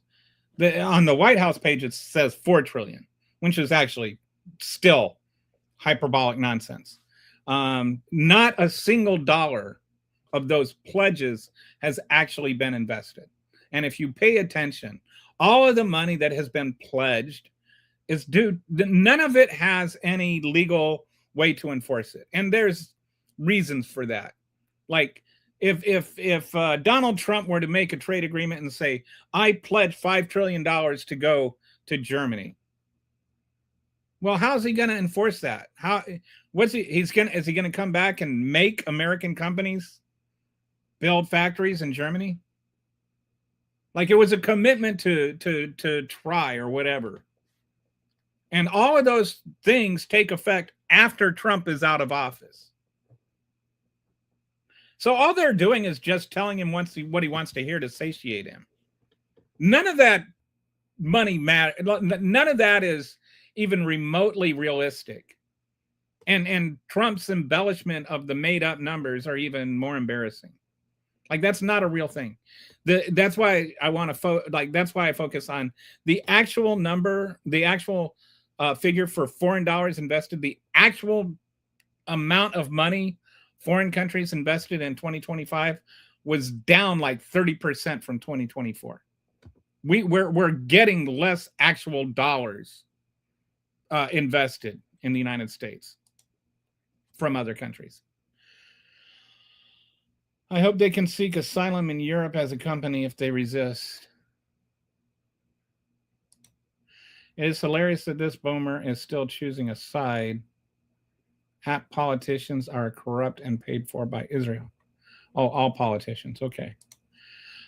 Just nod your head. Yes, we get it. The Jews are ruling the world and you're not anti-Semitic. Just nod your head and agree. Real companies have backed out of the USA before the ruling. Yeah. The ruling has no effect. The thing that's really going to be worth focus or paying attention to is what happens with the money that was collected. Does it go back to the companies? Does, like the people that paid you would assume it has to go back to the people that paid the imports, right? So, we import widgets and they paid all of this money for the widget imports, so they get reimbursed. They're the ones that actually paid the money. They're the ones with the literal receipt. Does it go back to the American taxpayer though? The ones who had the price at the register raised? So anyway, does it just not go to anybody? Does the government just keep this money? That's why, like Brett Kavanaugh, who ironically, he said, well, we can't overturn it because then we open up this bag of worms, and how do we even figure that out? But he's the one that said, let's, we'll answer this tariff question later. He's the one that kicked the can down the road. Then when it came time to rule on it, he's like, oh, we can't do this because the can's been kicked down the road. Why not both? I think that Donald Trump has demonstrably shown he's an evil person. I can hate Trump and his corruption. Remember that Democrats, I've never said anything that Democrats have done everything right. Like this is an artificial construct that either you're against Trump or you're against the Democrats. Like, being against Trump does not mean I have to be for everything the Democrats are for. Like, that's you're like, if I criticize Trump, then you say, well, I'm not a MAGA, I'm not a Trump supporter. Okay. Have that both ways. Don't assume that just because I'm against Trump that I'm like in favor of everything the Democrats do. My viewpoints, my views are 100% policy based. They have nothing to do with the person that holds the policies. Putin called. He said, I await me. No one does anything right by the Democrats. Haven't you figured that out? I don't know what that means. I don't even know what that means. I'm sorry. What does it mean? Nobody does anything right by the Democrats. Deport Musk, deport Melania. With sides, doesn't matter, whatever that means, both sides. Deport everyone in Congress. Thank you. Putin called. He said he waits all of your comrades. You know that Russia's not communist anymore, right?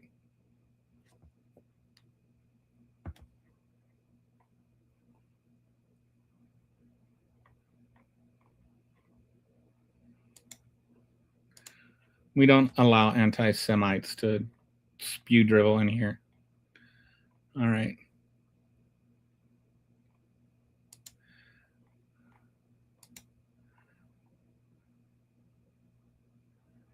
I am praying for America. That's what I dwell on.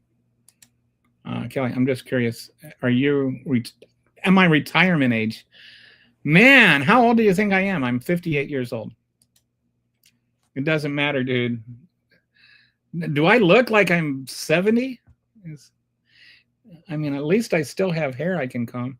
It doesn't matter, dude. See, the problem is that the people want America to be great. We don't give a bleep. Whatever great means, though. What does great mean to you? That's just hollow, empty rhetoric that Donald Trump has told you. And you're just spewing the same stupid rhetoric. What does it mean to be great? I don't think being great means making poor people poor and rich people richer. Define great. You ever think about the word great? Like, the little caret in numbers, like you got the caret that goes to the right and the caret that goes to the left.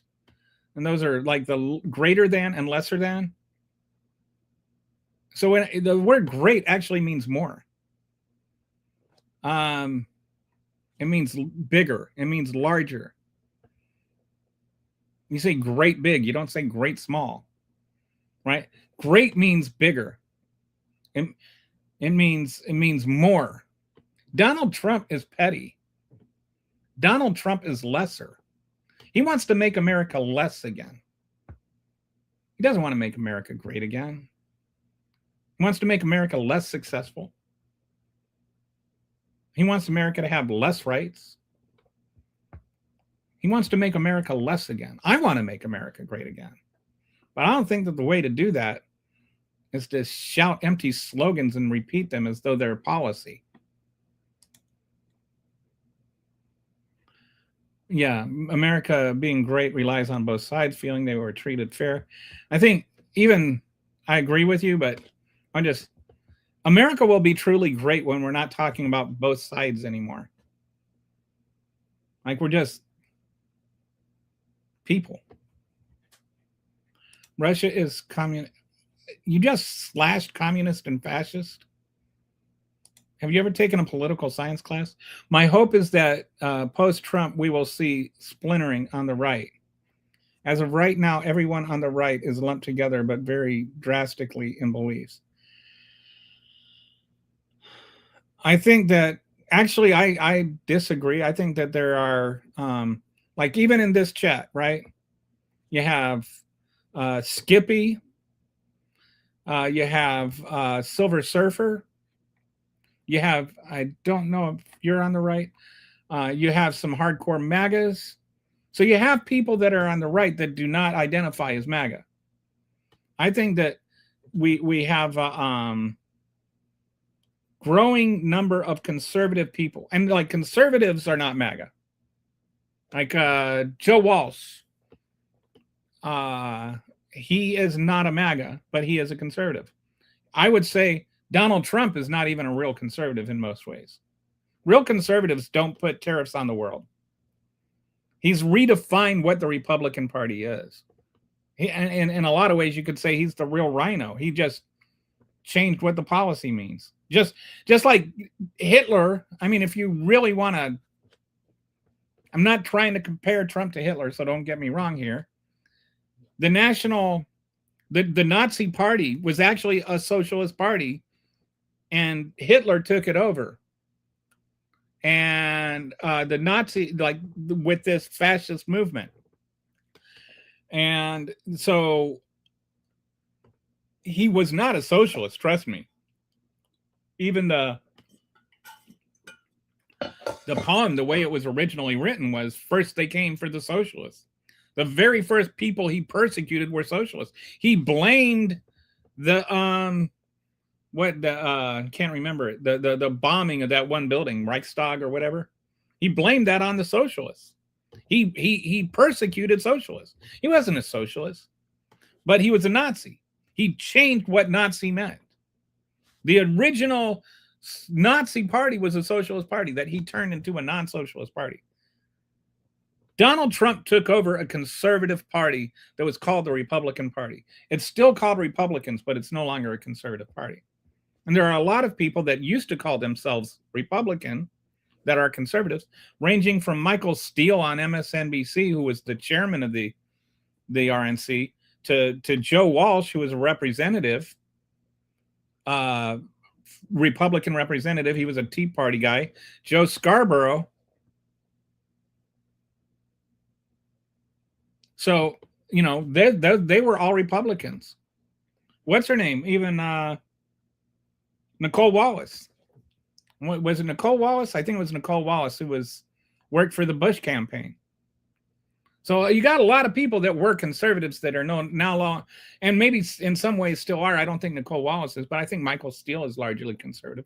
I know Joe Walsh is. I know Joe Scarborough is.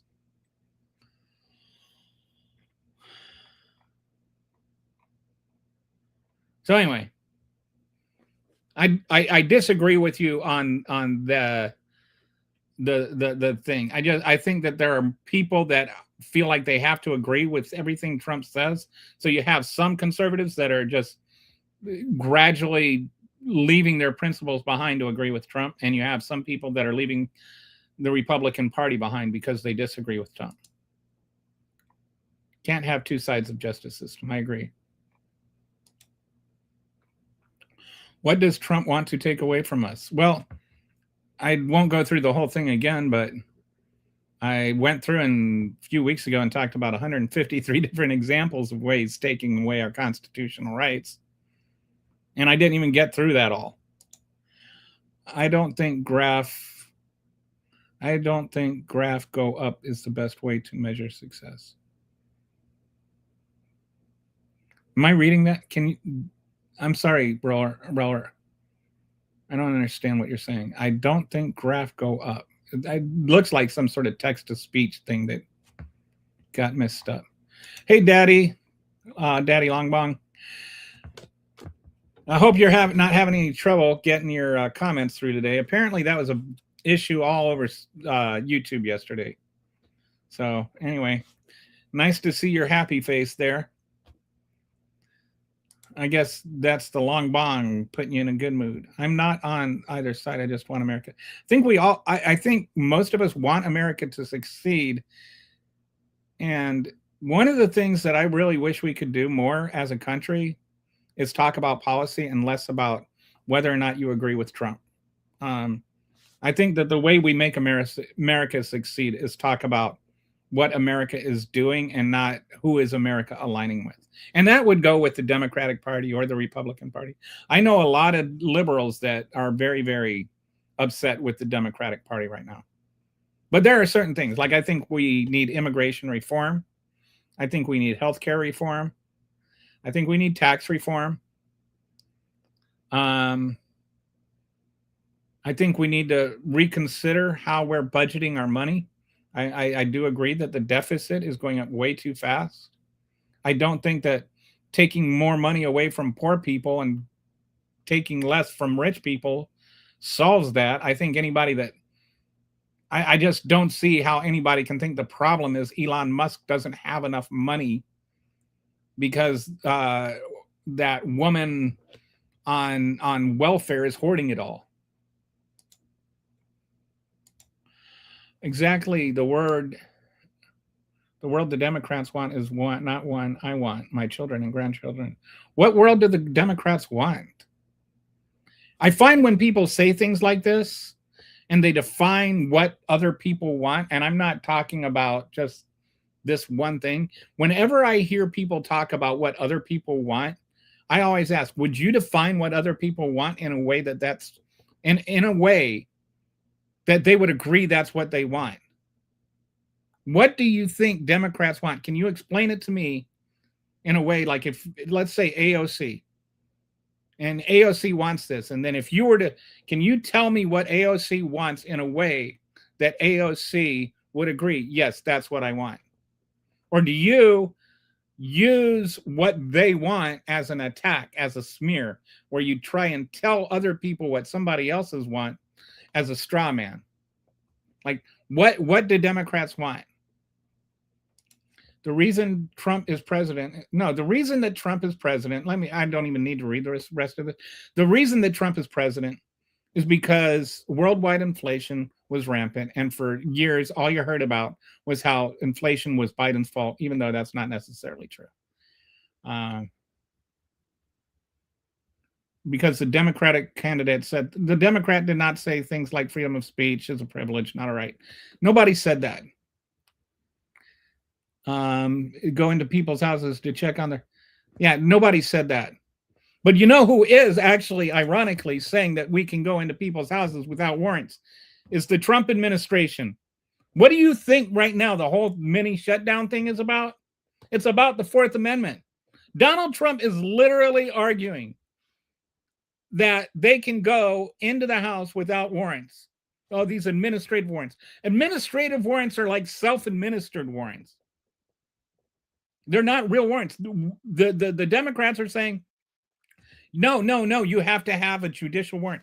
When they wrote the Constitution, when they were talking about the Fourth Amendment, when they were talking about warrants there, they weren't talking about, well, you can just give yourself a warrant. The whole idea was to have a check. And now you're sitting there saying that Trump is president because this made up argument that Democrats were arguing that they should be able to go into your house and take your guns away without permission. They're sitting there using the fact that they gunned down a man and put 10 bullets in him because he had a gun that he never even touched. And you're going to sit there and act like the Democrats are the ones that are going to use the fact you have guns to take away your rights? They took away his life. I have answered you yesterday that I saw your comment, but I think all of sorry, Winter. Yeah, it was a weird one. It was a weird one. So it looks like we're back to normal today, though. I'm for America and my fellow Americans to do better. I agree. Do you think Trump ruined any chance for compromise? Okay. Let me. Can I rephrase that question? Do you think that there's any chance for compromise with Trump? Like, do you see Trump compromising? I mean, forget about like both sides will abandon their morals to see the party. I don't think it's about. Do you think that Donald Trump will and there's a difference between compromising and being compromised. Like if you abandon your morals, then you're just being compromised. It's not making a compromise. So which is it? Like, I don't think that the Fourth Amendment is something that should be negotiated.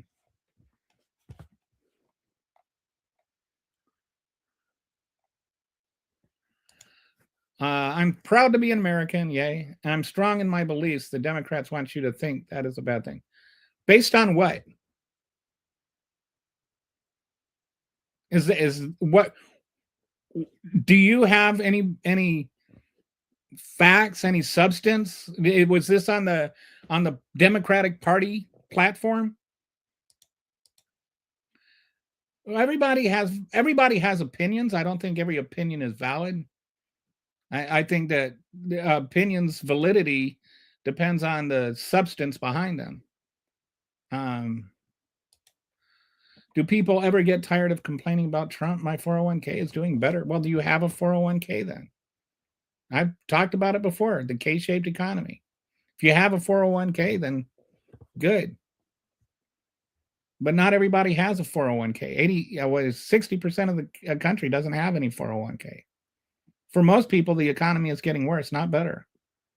So do they have a say in things, or is it just the people that are in the top 20%? Things are not way cheaper than under the law. That's just an objectively wrong statement. The Democrats tried to run a scam with their... Oh, that's not true. I just choose to not spend all my time being hating an individual. Well, I don't think it's either don't hate Donald Trump or defend the entire system. That's a false dichotomy. I think there are people within the system who are not corrupt. I think that Donald Trump is a genuinely evil person. I think that there's a very, very big circle in that. It does not have to be one or the other. You liberals' whole argument against Trump is what you think he's going to do. Let's talk about, yes, he's violated the Constitution over and over again. I don't think, you do not seem like an honest person to me. I do not think that you actually, I think that probably what has happened is you have heard people say things and you do not hear them. I think an opinion is more valid than the better you are formed. Yes, I agree. I think here's a story for you. When I was in the 5th grade, I had this my teacher, Mrs. Singer, who, by the way, she was pretty hot, to be honest. She was an attractive woman, and I had a crush on her. But one day she said, there's no such thing as a wrong opinion. And so I raised my hand. And I was like, yes, there is. And she's like, no, you can't say that. There's no such thing as a wrong opinion. I was like, well, I think there is, and that's my opinion. And kind of, she actually did this thing that my mom used to do where she would be about to get mad and then laugh at the same time. because she saw where I was going with that. But yeah, opinions are only as valid as the substance behind them.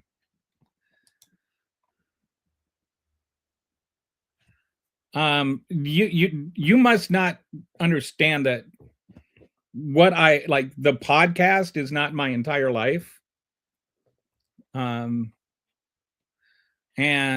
Donald Trump is not my entire worldview. I am responding to what Trump does because what Trump does is affecting the country. It's affecting the nation, the future.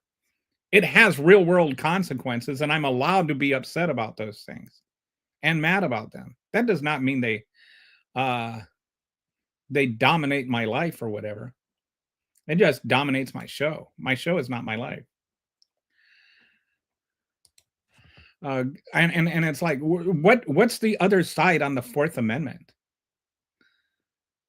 Like, am I supposed to give you? Well, it's okay to violate the Fourth Amendment if it's for people that don't deserve to be here. Unless you start dragging people out in a Minnesota winter in their underwear that are American citizens because you didn't have a warrant. That's not one-sided. That's just, there's a right and a wrong sometimes. And what Trump is doing is illegal, and it's also immoral. It's also evil. There's no other side to that. There's no good side to dragging out a 60-year-old man or 58-year-old man, whatever he was, in the middle of a Minnesota winter in his underwear. There's no reason he shouldn't have been able to at least put on clothes. That's just evil. There's no defending that. There's no right side of that. There's no other side of that. Of course, that's one-sided. What am I supposed to give you the balance on that? Give Trump enough money and he'll compromise anything. Do you? I feel like I'm getting behind in the comments again. No, not that far. 5 minutes ago. Trump will not compromise, and I'm afraid that he has instilled this into the future politicians. I'm not talking about amendments. More to see how to solve America. Oh, I'm sorry. I thought you were talking about the shutdown. What the shutdown is over is the Democrats just want Donald Trump to follow the Constitution. But that kind of answers the question, doesn't it? If he can't even compromise to follow the Constitution, what is he going to compromise on less? I think that we've seen some things happen in the special elections in 2025, like 30 point swings from 2024 election results. And so I think we're going to have a sort of a topographical shift in the entire election map in 2026. I don't think it's just going to be like a blue wave. I think it's going to be a blue earthquake. I think we're going to see seismic shifts in the political landscape. And I think that the MAGAs are an endangered species. And so the things that made MAGA will make them unelectable. All I know is we've had problems all through history and we get through it. I hope we do. This one is, I think what's unique about this is Trump is the first one that has gone this hard after the institution of government itself. And it's not just the damage he's done directly. There's the indirect damage of the people that are lost. There's the expertise. There's the human element of people that are just not working there anymore. I think he's done structural damage to the United States government that's going to be hard to recover from. So yeah, amen. That's why Trump repeats things over and over, because the people who have weak minds will believe him. Hey, how you doing, Dusty? Cast iron kitty. We got another kitty. So we've got kitty. We got resistance kitty. We got rainbow kitty. Now we got cast iron kitty. That's why Trump repeats things over and over, because people will believe him. And now we got Dusty. Dusty's regular. Daddy Long, crazy seeing reports around here. Why are people still having this idiotic null and void conversation about these make-believe sides that they purposely set up to create division? Who purposely set them up to create the division? I mean, who is they? Who's the mastermind here? What are we really arguing about? Right now, we're talking about Anthropic, believe it or not, before we got sidetracked, and the Department of Defense trying to take over Anthropic. And I just find it ironic that they are literally talking about the state taking over a private company for not doing what that private company wants them to do, or what the private company not doing what they want them to do. And what they want to do is spy on the American people. All right, so get this. Like, I feel like we've kind of glossed over the substance here. The Department of Defense, get this, the Department of Defense wants to spy on you, and Anthropic is saying no. And so the Department of Defense is saying, okay, if you don't do this, we're either A, we're going to declare you completely unsafe because you won't spy on American citizens, or B, we're just going to take over your company and spy on American citizens anyway. Now, just imagine if that were Joe Biden. People were like, oh, what about Joe Biden? What if Joe Biden did that? They would be throwing feces on Fox News like monkeys in a cage. It would be insane if that happened. Can you just really imagine the response? That's what is going on. The DOD wants to take over an AI to spy on American citizens.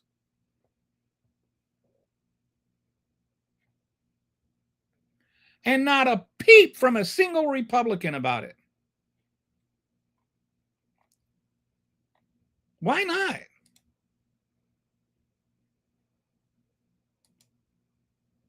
Okay. State legislatures have more effect on my life. Kentucky is now in my F list. What did Kentucky do? Other than give us such heroes as Rand Paul and Mitch McConnell. My Democrat American friend is a proud American, angry and sad, but hopeful that Americans will be able to fight Trump's attack against his country. Yeah, you don't have to be for everything the Democrats do to be against Donald Trump, or to recognize that right now the best way of defeating Donald Trump is the Democrats. They passed a law recently that invalidated a bunch of regular citizens' licenses immediately, like driver's license for voting, or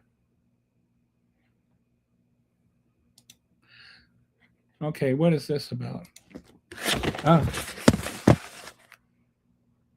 Almost, did I just go sideways there? My laptop fell over. Okay, let me check this out.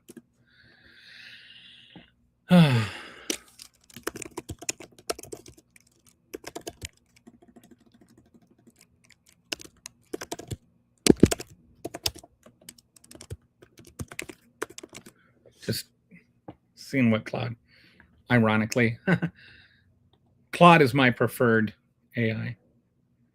Do you guys have preferred AIs? Do you have a relationship with your AI? So it says,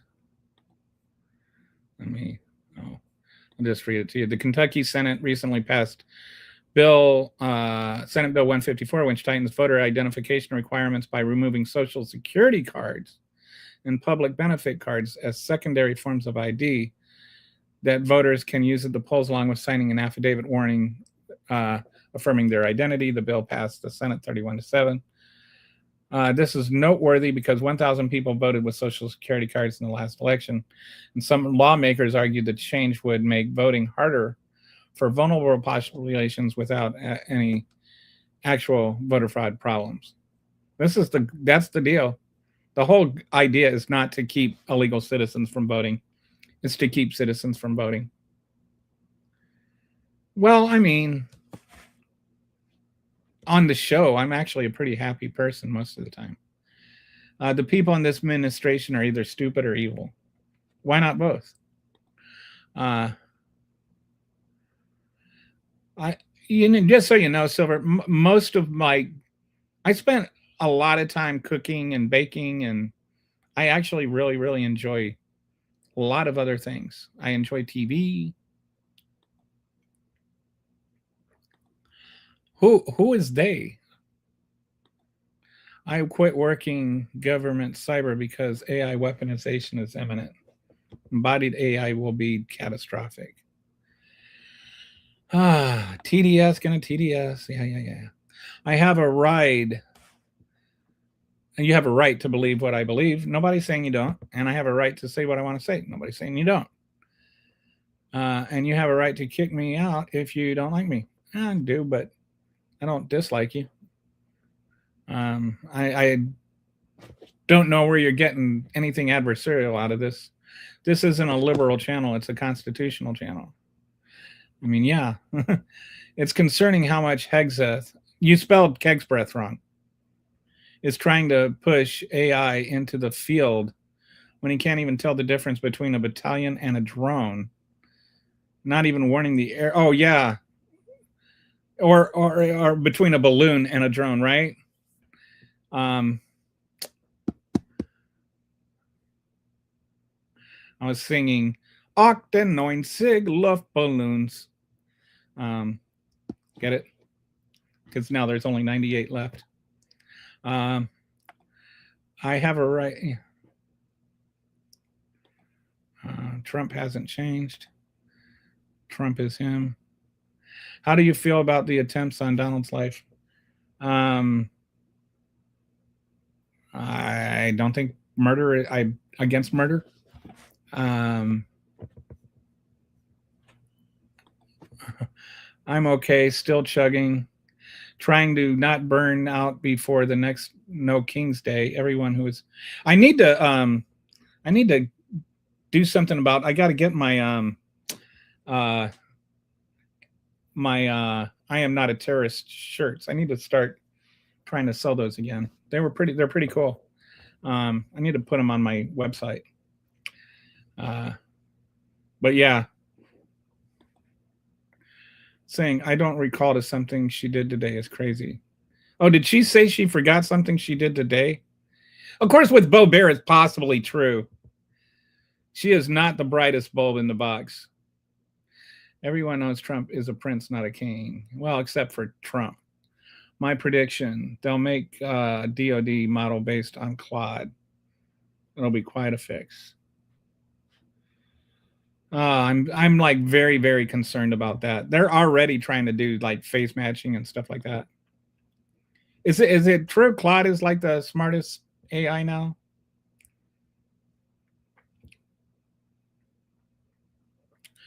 Oh, Kentucky is making it so trans people's driver's license won't match their birth certificate, so they won't be able to drive or vote. Oh my goodness. Or else they have to deny who they are. I was reading something since Trump, 400,000 trans people have moved to different states because the anti-trans laws.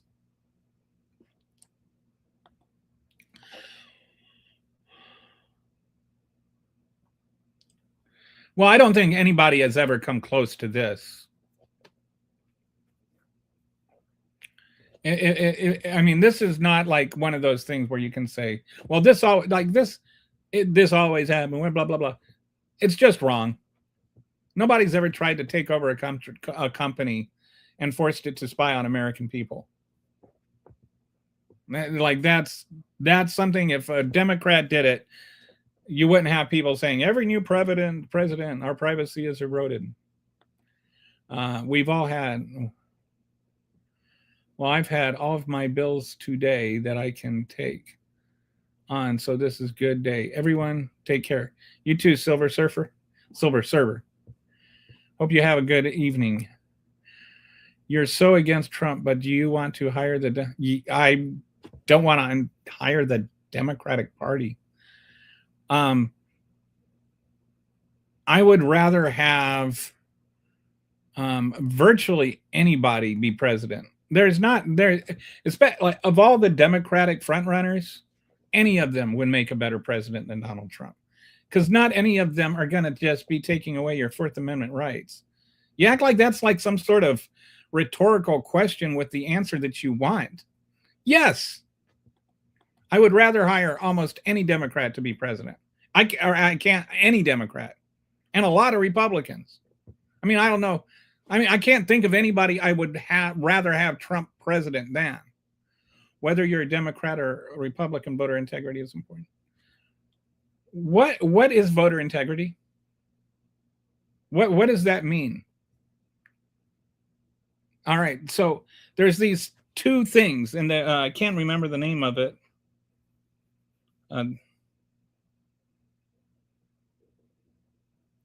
Sorry, I can't think of the name of this scale, but there's these two different decisions. One of them was in Ohio, one of them was in Hawaii. And in Ohio, there was a case, Anderson. John Anderson wanted to be on the ballot, and Ohio had the deadline way too early. And so he missed the deadline, and he sued the state, and he won, saying that the voters would lose their right to vote for him if he wasn't on the ballot, and that it was an unreasonable thing to have the deadline that early. It was like in March or something. Remember, most of the ballots aren't even printed until after the primaries, which are in the summer. So this was like months ahead. So there was no reason to make that deadline. So, but he was an independent and blah, blah, blah. And so he sued and he won. And the Supreme Court, made this decision that you had to have, like the state had to prove there was something like in their interest to set these laws about election laws. Like you had to prove that there was some sort of infringement on the state, some sort of risk to the state, or some sort of, burden. That's the word I'm looking for, burden on the state. And then the other side of that, there was a guy in Hawaii. There was a law, they passed a law, you can't vote for a write-in candidate, or at least, they wouldn't count him, because nobody's ever going to win, and, on write-in candidates. Like no write-in candidate is ever going to win. There's not enough people are going to, write it. And so the state would then have to hire all these people to go through and keep track of all these different, hundreds of thousands or whatever write-in votes for different people. And he wanted to write in a candidate, and so he sued the state of Ohio, or state of Hawaii. And the Supreme Court said, in that case, the burden on the state was actually pretty great, because they had to hire all these people and do all these things. And the violation of this guy's right to vote for a vote that wouldn't count for anything was minimal. And so now there's this sliding scale. I can't remember the guy's name, started with a B. But anyway, there's this sliding scale of considering the voters' rights versus this, the burden on the state. And the more voters' rights, and the general idea is that the voters' rights matter more. But If the burden on the state is less than the violation of the rights to the voter, then the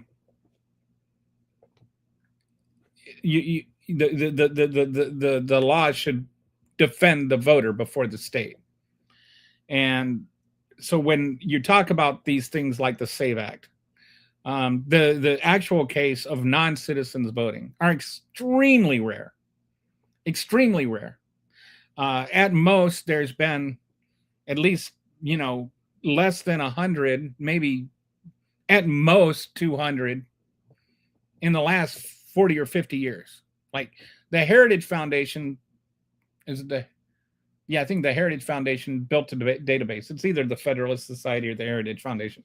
They're both way right-leaning think tanks. And they put together this database of every single case of voter fraud that they could find over the last 50 years. And they, from dead people voting to non-citizens voting or whatever. And even if you put all the different voter frauds types together, there's only been like 1,600 cases of voter fraud out of literally billions of votes that have been cast, because they didn't just count presidential elections. They counted presidential elections. They counted the primary elections. They counted people who illegally registered, whether they intended to or not. They counted people, city elections, like for mayor and city council, school board elections, state representatives, state senator, all the federal elections, not just president, senator, and all of those, every single election. If people went to their precinct to cast a ballot, they counted that ballot. Or if they mailed it in or whatever. Anyway, so billions of ballots, 1,600 cases of voter fraud altogether. So voter fraud, voter integrity is actually really sound. There is just not any issues with voter fraud of any kind. And nobody thought there was until Donald Trump started yelping about it and making up things about undocumented people coming in and Democrats inviting them in to vote for people and stuff like that. It's all made up. And so, like you got on the one hand, but people will say, well, you have people concerned about it. Well, they're concerned about it because of the lies. They're not concerned about it because the issue is valid. On the other side, you have with all of these things, like these 1,000 people that now their IDs aren't going to match their birth certificates, right? And this SAVE Act is going to say that your ID has to match your birth certificate. So now if your ID doesn't match your birth certificate, you can't vote. So you got thousands of people that aren't going to be able to vote. Not because they're not U.S. citizens, and not because they can't prove they're U.S. citizens, but because they don't meet these exact requirements that the law literally will not allow them to meet. So the issue here is not voter integrity. The issue here is the merit, the burden on the state. The state has zero burden here. It does not affect the state in any way if a transgender person is allowed to vote. Like that is the crux. You see what I'm saying? So I wish I could remember the guy's from Hawaii's name. He wanted to vote for Donald Duck or something. Weak men hate strong leaders. Yes. Donald Trump hated Barack Obama. It's okay to dislike Trump. It's okay to like Trump. I don't know if it's okay to like Trump. I disagree with that. I think if you like Trump, there are moral questions that you have to answer. Then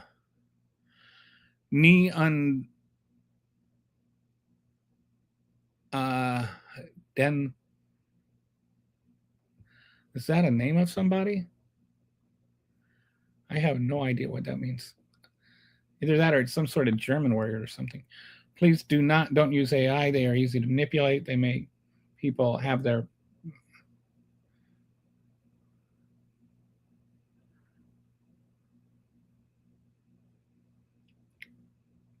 not only about the SAVE Act.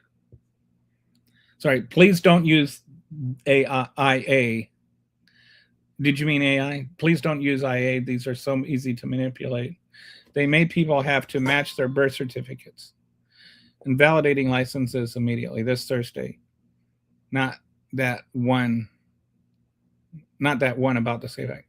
But it would seem like the SAVE Act would make them unable to vote unless they lie about their gender on their driver's license. And when I say lie about their gender, if forcing a transgender woman to say she is a man is forcing her to lie. Claude is ranked highest in coding and has been proven effective in offensive cyber operations. I know it's the one that the Defense Department has used. They used it to conquer Venezuela. This will affect people who are intersex and not just too masculine or feminine looking. Not fun. I just do not understand, for the life of me, why the bleat gender is something that the law should care about anyway. I'm 100%. I'm not trying to what about it. It is about eroding our privacy. For the first time, they have the tools using AI to really destroy any privacy. And I think that there's something like going back to the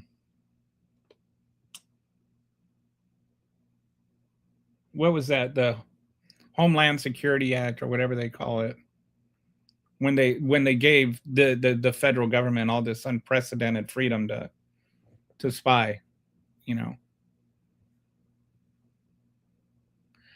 And now it's just once you get that wedged in, it's easy to keep prying it open.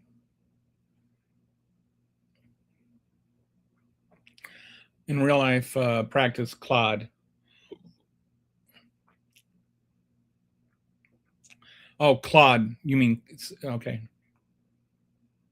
Claude, the AI Claude, CLAUDE. And all AI repeatedly fail at basic tasks due to having no actual idea what the world is. Ranking the highest of garbage pile is not much. I am horribly addicted to these bots. They are not intelligent. The algorithm has no use whatsoever. The data is easily manipulated with how loose the data sets are.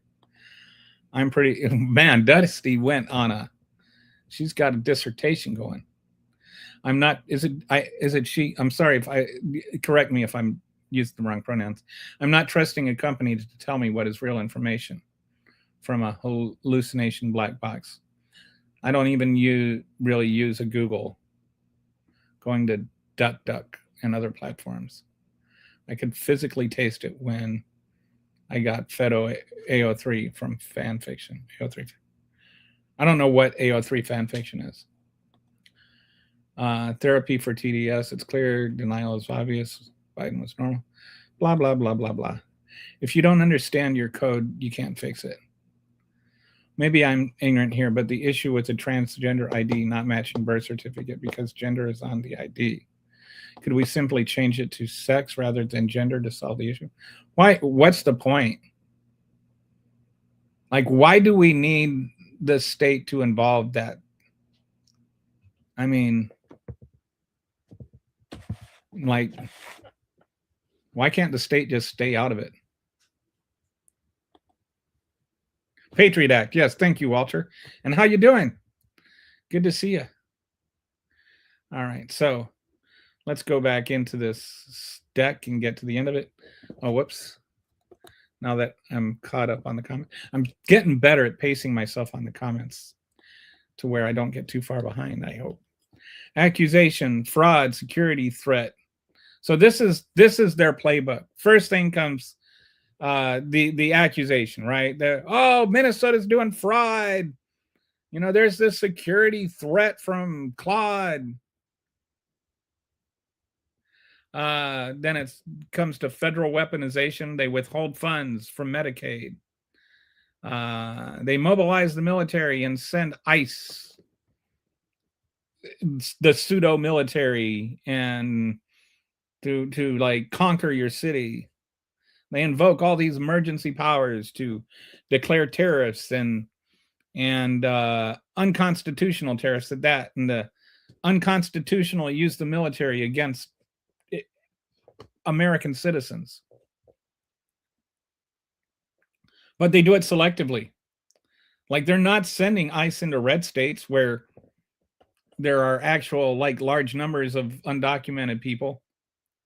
They're sending them into blue states where there's hardly any. They only, like, I mean, there was only 13,000 undocumented people in the entire state of Minnesota. There were 3,000 ICE agents there. There were only 4 undocumented people for every ICE agent. Like, think about that. That's insane. Democratic states frozen, or was it 130,000? 40 to 1. I'm sorry. Democratic states frozen, Republican states ignored. The fraud. Why are they freezing funds for Minnesota and not for Texas when Texas has 20 times as much fraud as Minnesota?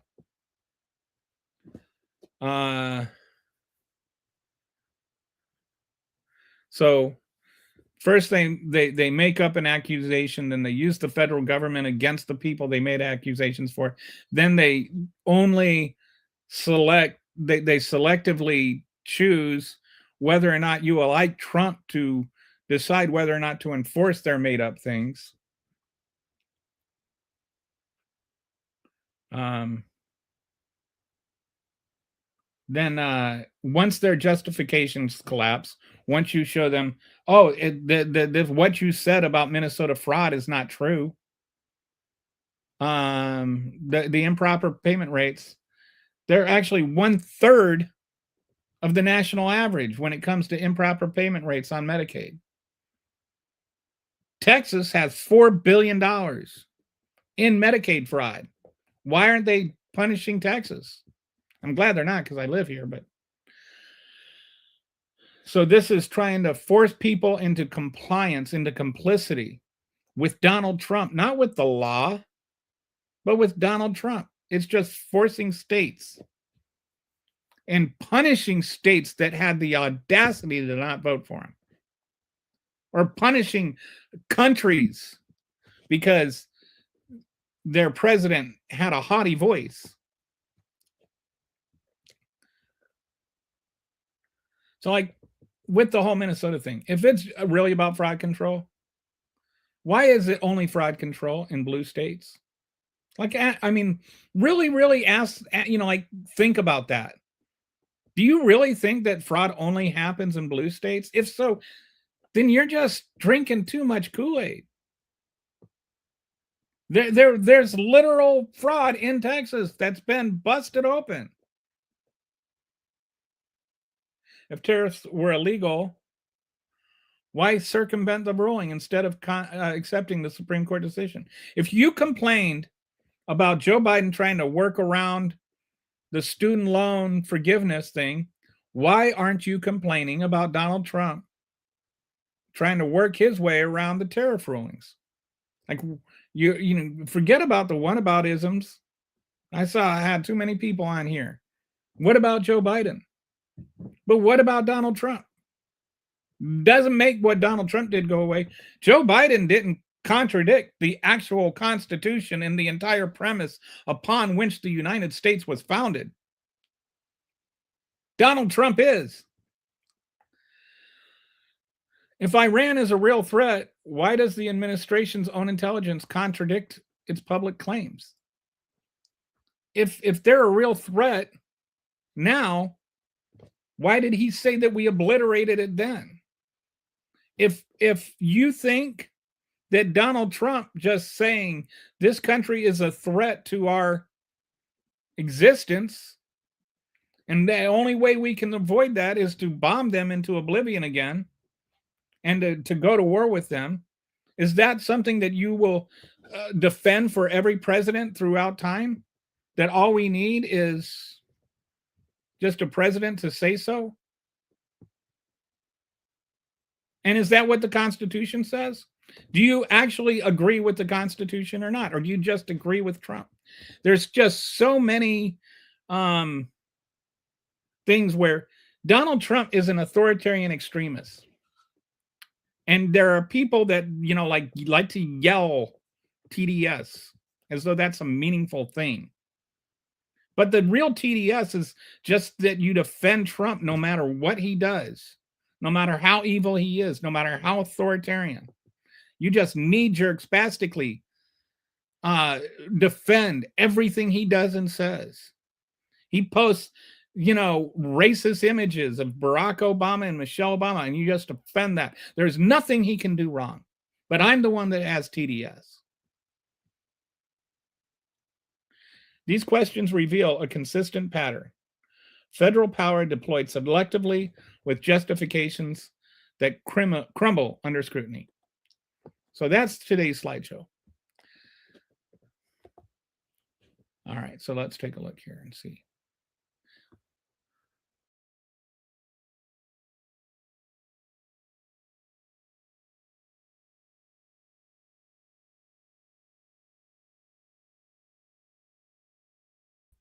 Sorry, I did not mean to disappear like that. I accidentally hit the wrong button. Okay.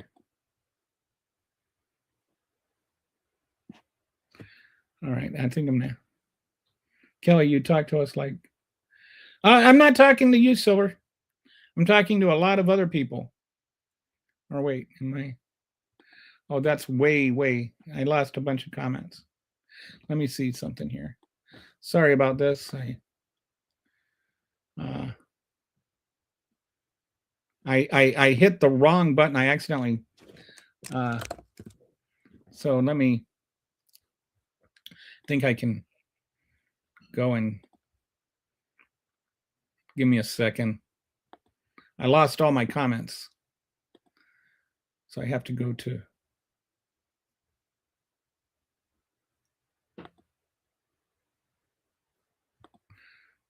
here. So that's the right one. Okay, here we go.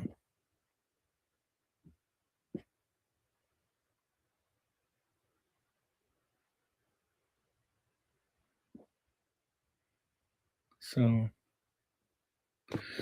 can't quite.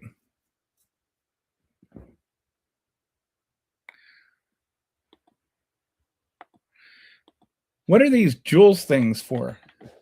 I need to find that out about.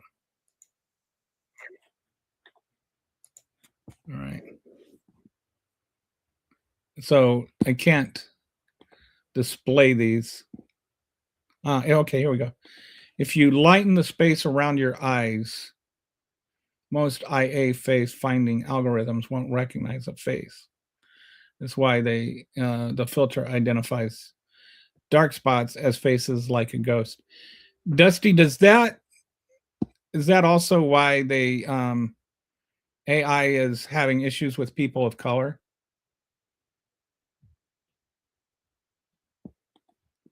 I don't know what the jewels are. I had 250 incentive. Well, hopefully that's a good thing for me. I'll have to Google that. But thank you. I appreciate it. It's a... I think she accidentally hit return or too early.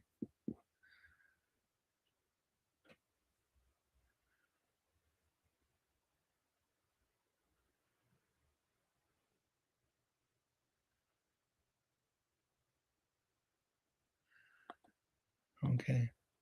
So Dusty said, I would much rather have male, female, X plus sex as the biological part. It's still a massive spectrum. From being born, having formed both parts, to never naturally having puberty, to XXX, XXY to XO.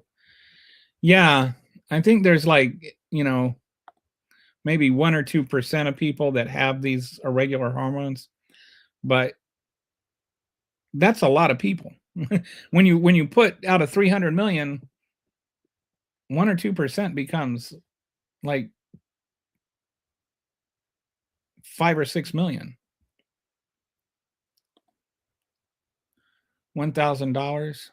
Man, if 250 joules is $1,000, then somebody just moved up to the top of my favorite person list. It's a mix of the data set being too small on Black people. Maybe that too. He, them. Okay. I'll try and remember that. Thanks for letting me know. I try to be sensitive, but sometimes my brain gets behind my mouth. The left hates law and order. It's odd, says the person who voted for a convicted felon. Why do you think the left hates law and order? Like, I really think that's such a weird thing to say. Why do you believe that? That's just I,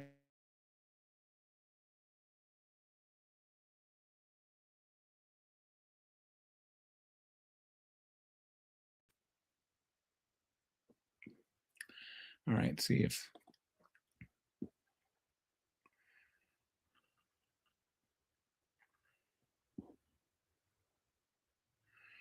all right.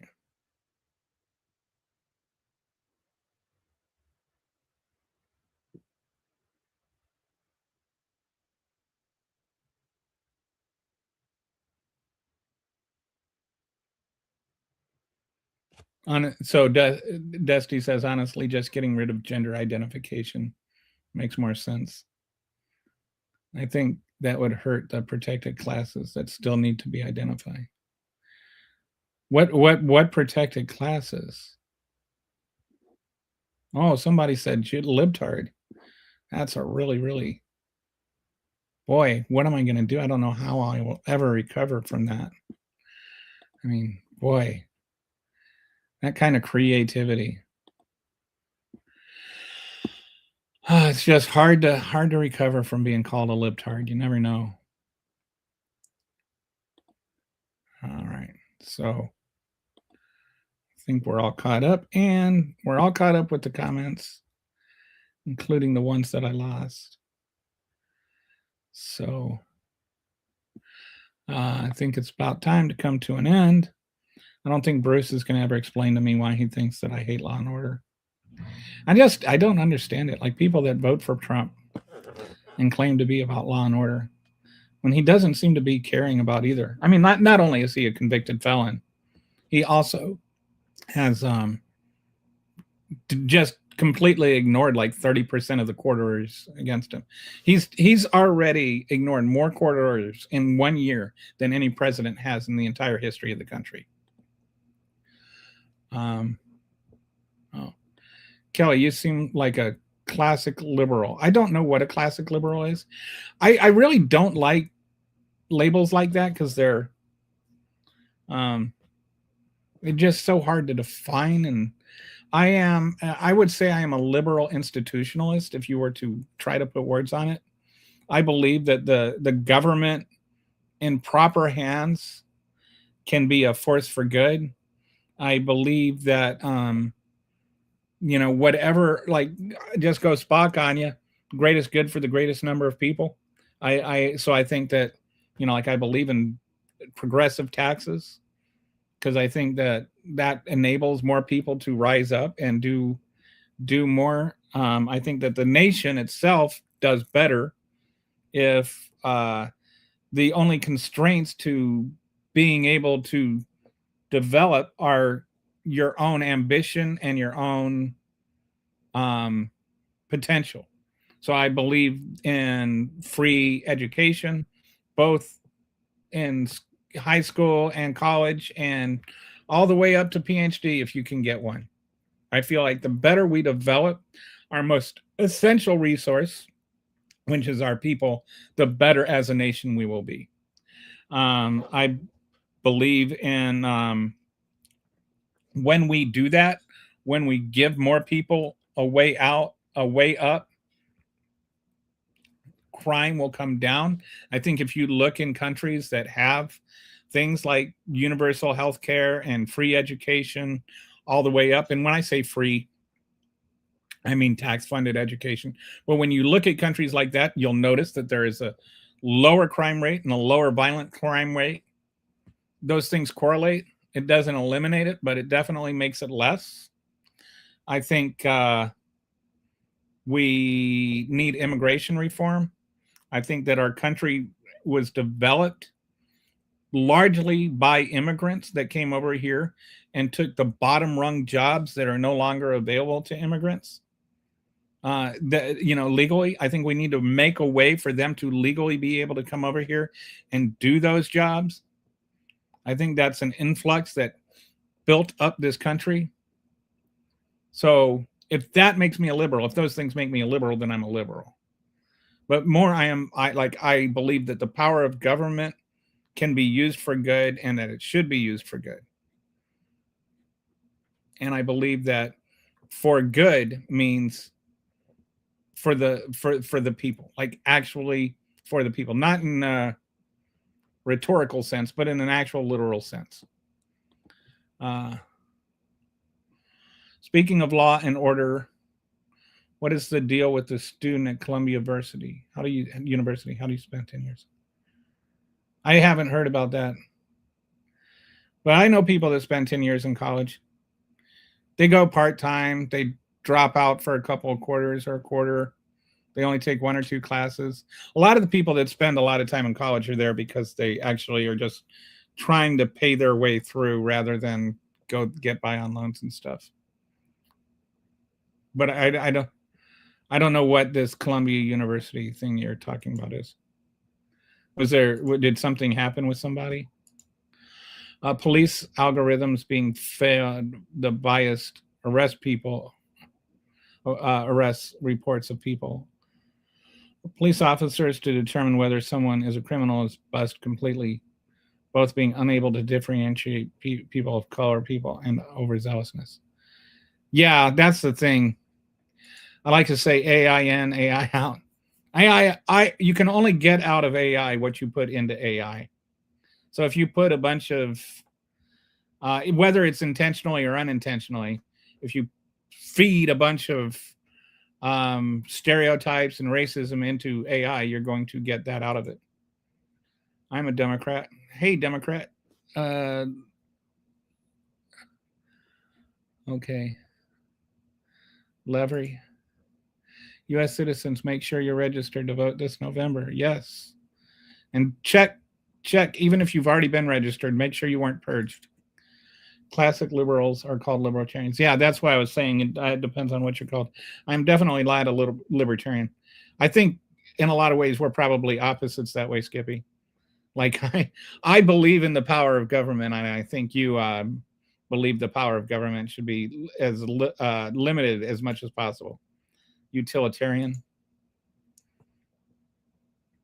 The right doesn't get to talk about morality or the rule of law and be taken seriously. Again, the entire regime is based on breaking the law. And what we've all seen what Trump is like, laughable. Like this is on this, to put it in perspective. And I think about this a lot. Well, recently, because it's only happened recently.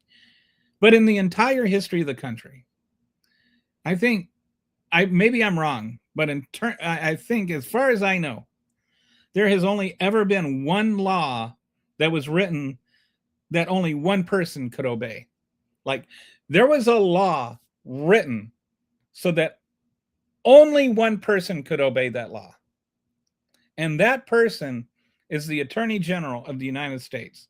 The only one that could follow that law that was written to turn over all the stuff about the Epstein files, Pam Bondi is the only one that could follow that. Now, she could have other people helping her and all of that. But ultimately, even Donald Trump is not the one that can actually do that. The one that can actually do that is Pam Bondi. Now, Donald Trump can order it, but the one that actually follows the law is Pam Bondi. And that law was not broken. Or that law was broken. I'm sorry. That law was not followed. It wasn't followed in multiple ways. And the person in charge of enforcing our laws is the person that broke that law. And now they're going to come along and they're going to tell me about how we don't like law and order. The Attorney General had a law passed that she was the only one that could follow it. And she didn't follow it. She broke the law that was written just for her, the Attorney General. So don't talk to me about law and order and Republicans being the champions of it. You can't get any more opposite than that. Thank you. Portuguese. Are you Brazilian by any chance? Or who has the power to enforce the court deals on the president? Well, there's the famous quote. Was it Andrew Jackson? What was the quote? I want to say it was Andrew Jackson and let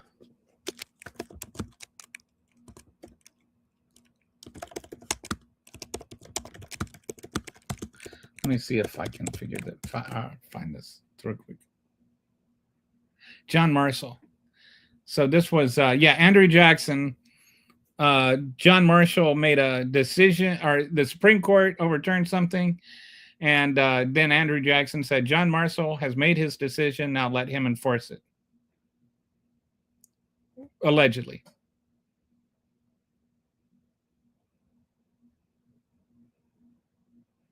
So, but the rhetoric there, the idea is that if the president decides to not follow the court's decision, what can you do about it? Blue tsunami. I'm thinking seismic events. I feel like it's going to be a restructuring of the entire political system. It's going to be so severe. Happy Black History Month. Hey, we're still in Black History Month. Has Donald Trump celebrated that yet? Oh yeah, he did by posting racist things on Twitter with socialist leanings, on online media, online social, or whatever that's called, with socialist leanings. Genuinely investing in education really helped Chicago. We aren't perfect, but immigrants aren't gangs. How is your neck of the woods recently, Kelly? I'm in a weird sort of position. I'm outside of Austin on the Houston side.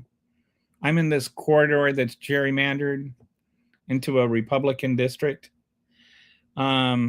But like the area I live, like I live in a Republican district, but the exact town I live in is like 60-40 Democrat. But, you know, we're gerrymandered, so our votes don't count. During the 2024 election, I only saw hair signs. I did not see a single Trump sign. And there was they wanted to do one of those concentration camps not too far from me, and that got chased out. ICE did a raid on Columbia today. They lied to get into campus housing. Wow. Like, why? They're going after the worst of the worst on college campuses. Mail-in voting is still active in majority of the states doing it. Despite Trump being a dingus. Hand your ballots directly into the post office if you can. Yeah, this isn't new. Texas, you basically have to be on your deathbed to be able to do a mail-in vote. But that reminds me, I need to get my my early vote in for the primary. I still haven't decided if I'm going for voting for Crockett or Tallarico. I like them both for different reasons. Do it before they pass, hopefully the SAVE Act won't get passed, but do it soon so that you don't have to jump through hoops. Get to it. Did you just pronounce that in Kentuckian? What part of Kentucky do you live in? I have a lot of friends in Louisville. It's supposed to be the Senate and the House and the Supreme Court, but they aren't doing it. Yes, that is supposed, like, in a perfect world, they would impeach the president for just deciding to ignore the Supreme Court over and over again.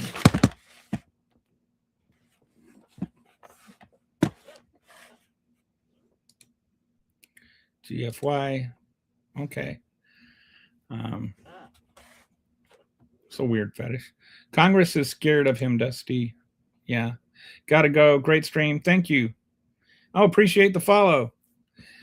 I hope it was riveting. Is that a frog on your thing? Anyway, my ideals don't align 100% with you, but I can appreciate your good faith arguments and reasoning. Appreciate that. That's what I try to do. I feel like conversations are better if they're conversations. Okay, yeah, see, so this is the opposite. What is TDS? Explain to me why I have TDS. It's just like disagreeing with Trump. Like, that seems to be sort of a lazy argument to just yell TDS rather than anything specific. Texas is having all the crazy news recently about flipping, so don't get too dejected. Hell yeah, that prison getting kicked out of town. Yeah, I think that there is two things, and right now I'm very slightly leaning towards Tallarico.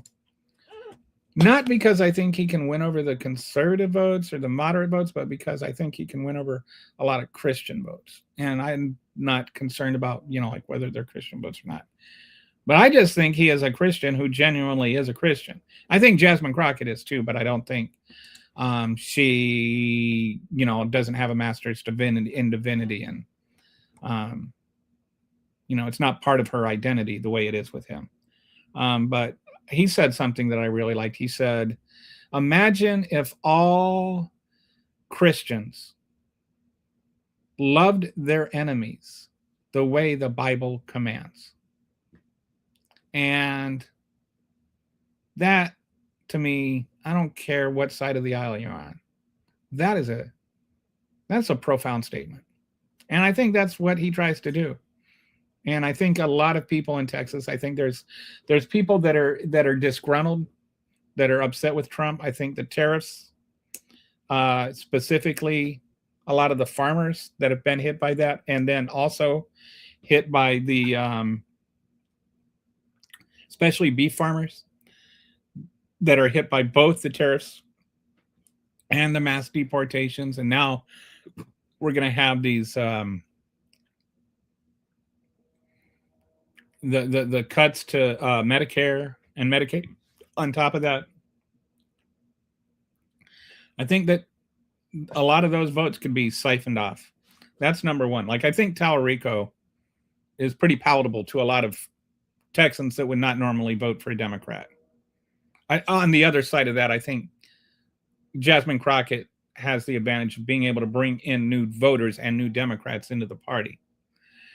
So I think both could win. The problem I have with the electability vote argument is that we have to accept that only one is electable.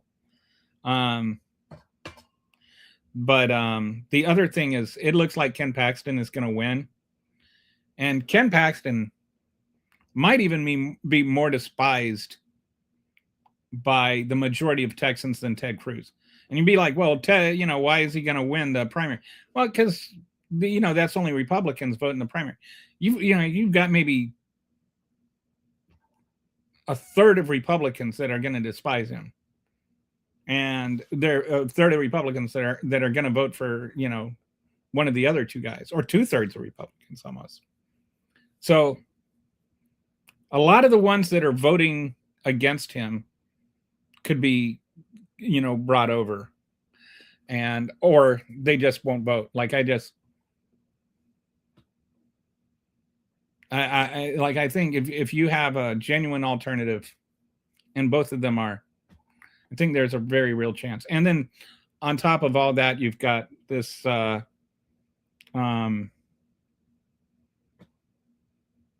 special election they had out in the Dallas area recently, where the guy, like, it was a 34-point swing from Trump to the Democrat.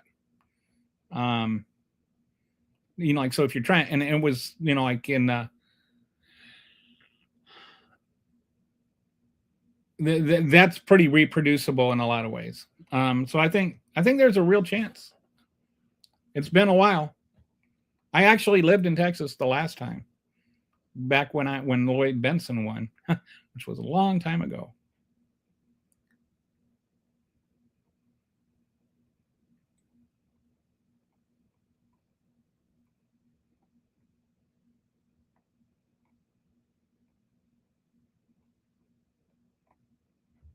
Congress is indeed spineless, TDS. As foreigners whining about U.S. citizens. What are we talking about? Just whatever the comments are. Jinns become Muslims. I have no idea at all what that's supposed to mean. You're wrong. Pretty much delusional. Okay. It's mostly the end of the stream. Yeah, we're just wrapping things up. You Democrats are getting dumber by the minute. Wow, great response, dude. How long did it take you to come up with that one? That's like really, really clever. You're getting dumber by the minute. I mean, wow. That's going to be hard to bounce back from. I mean, I might have to like go cry somewhere. Let's see how the cookie crumbles. A lot of people are getting turned off to anyone taking APAC money right now. A lot of people definitely. Neither one of them, as far as I know. I looked it up. Tallarico took some APAC money like early in his career, in like his first election back in 2019 or something. But I'm pretty sure that neither one of them is even is taking any PAC money at all during this election. TDS is foreigners whining about U.S. citizens. I don't know who's doing that. I don't know what that means. All right. So I think that I'm gonna go try and recover from this just devastating, soul-crushing insult that Democrats are getting dumber by the minute, I think it was. So I may have to go see a counselor about that. Just hard to bounce back from something like that. So anyway, Auf Wiedersehen. Yes, see you tomorrow, but badly spelled. That I remember that one from my 1 year of German in 9th grade. It's by the second. Oh, okay. So the person who thinks I'm getting dumber by the minute is now saying it's by that second, not minute. So okay. You're new here, James. And so I just want you to know we respect apostrophes around here. And so especially if you're going to insult someone's intelligence and you're going to do that not knowing the difference between it's with an apostrophe and it's as the possessive, or it's without an apostrophe. See, it's is the possessive, and it's with an apostrophe is it is. So when you say it's by the second, just say it out loud. It is by the second. So it should be it apostrophe s by the second. And by the way, it should be the second, not that second. So if you're going to insult my intelligence, I'm not the grammar police, but if you're going to insult my intelligence and you're not going to like get it's versus it's, then I'm going to call you out on it. How about you come back to me when you're smart enough to know how apostrophes work? Thanks, MPK. See you tomorrow. See you, Long Bong. Bye, Kelly, and all.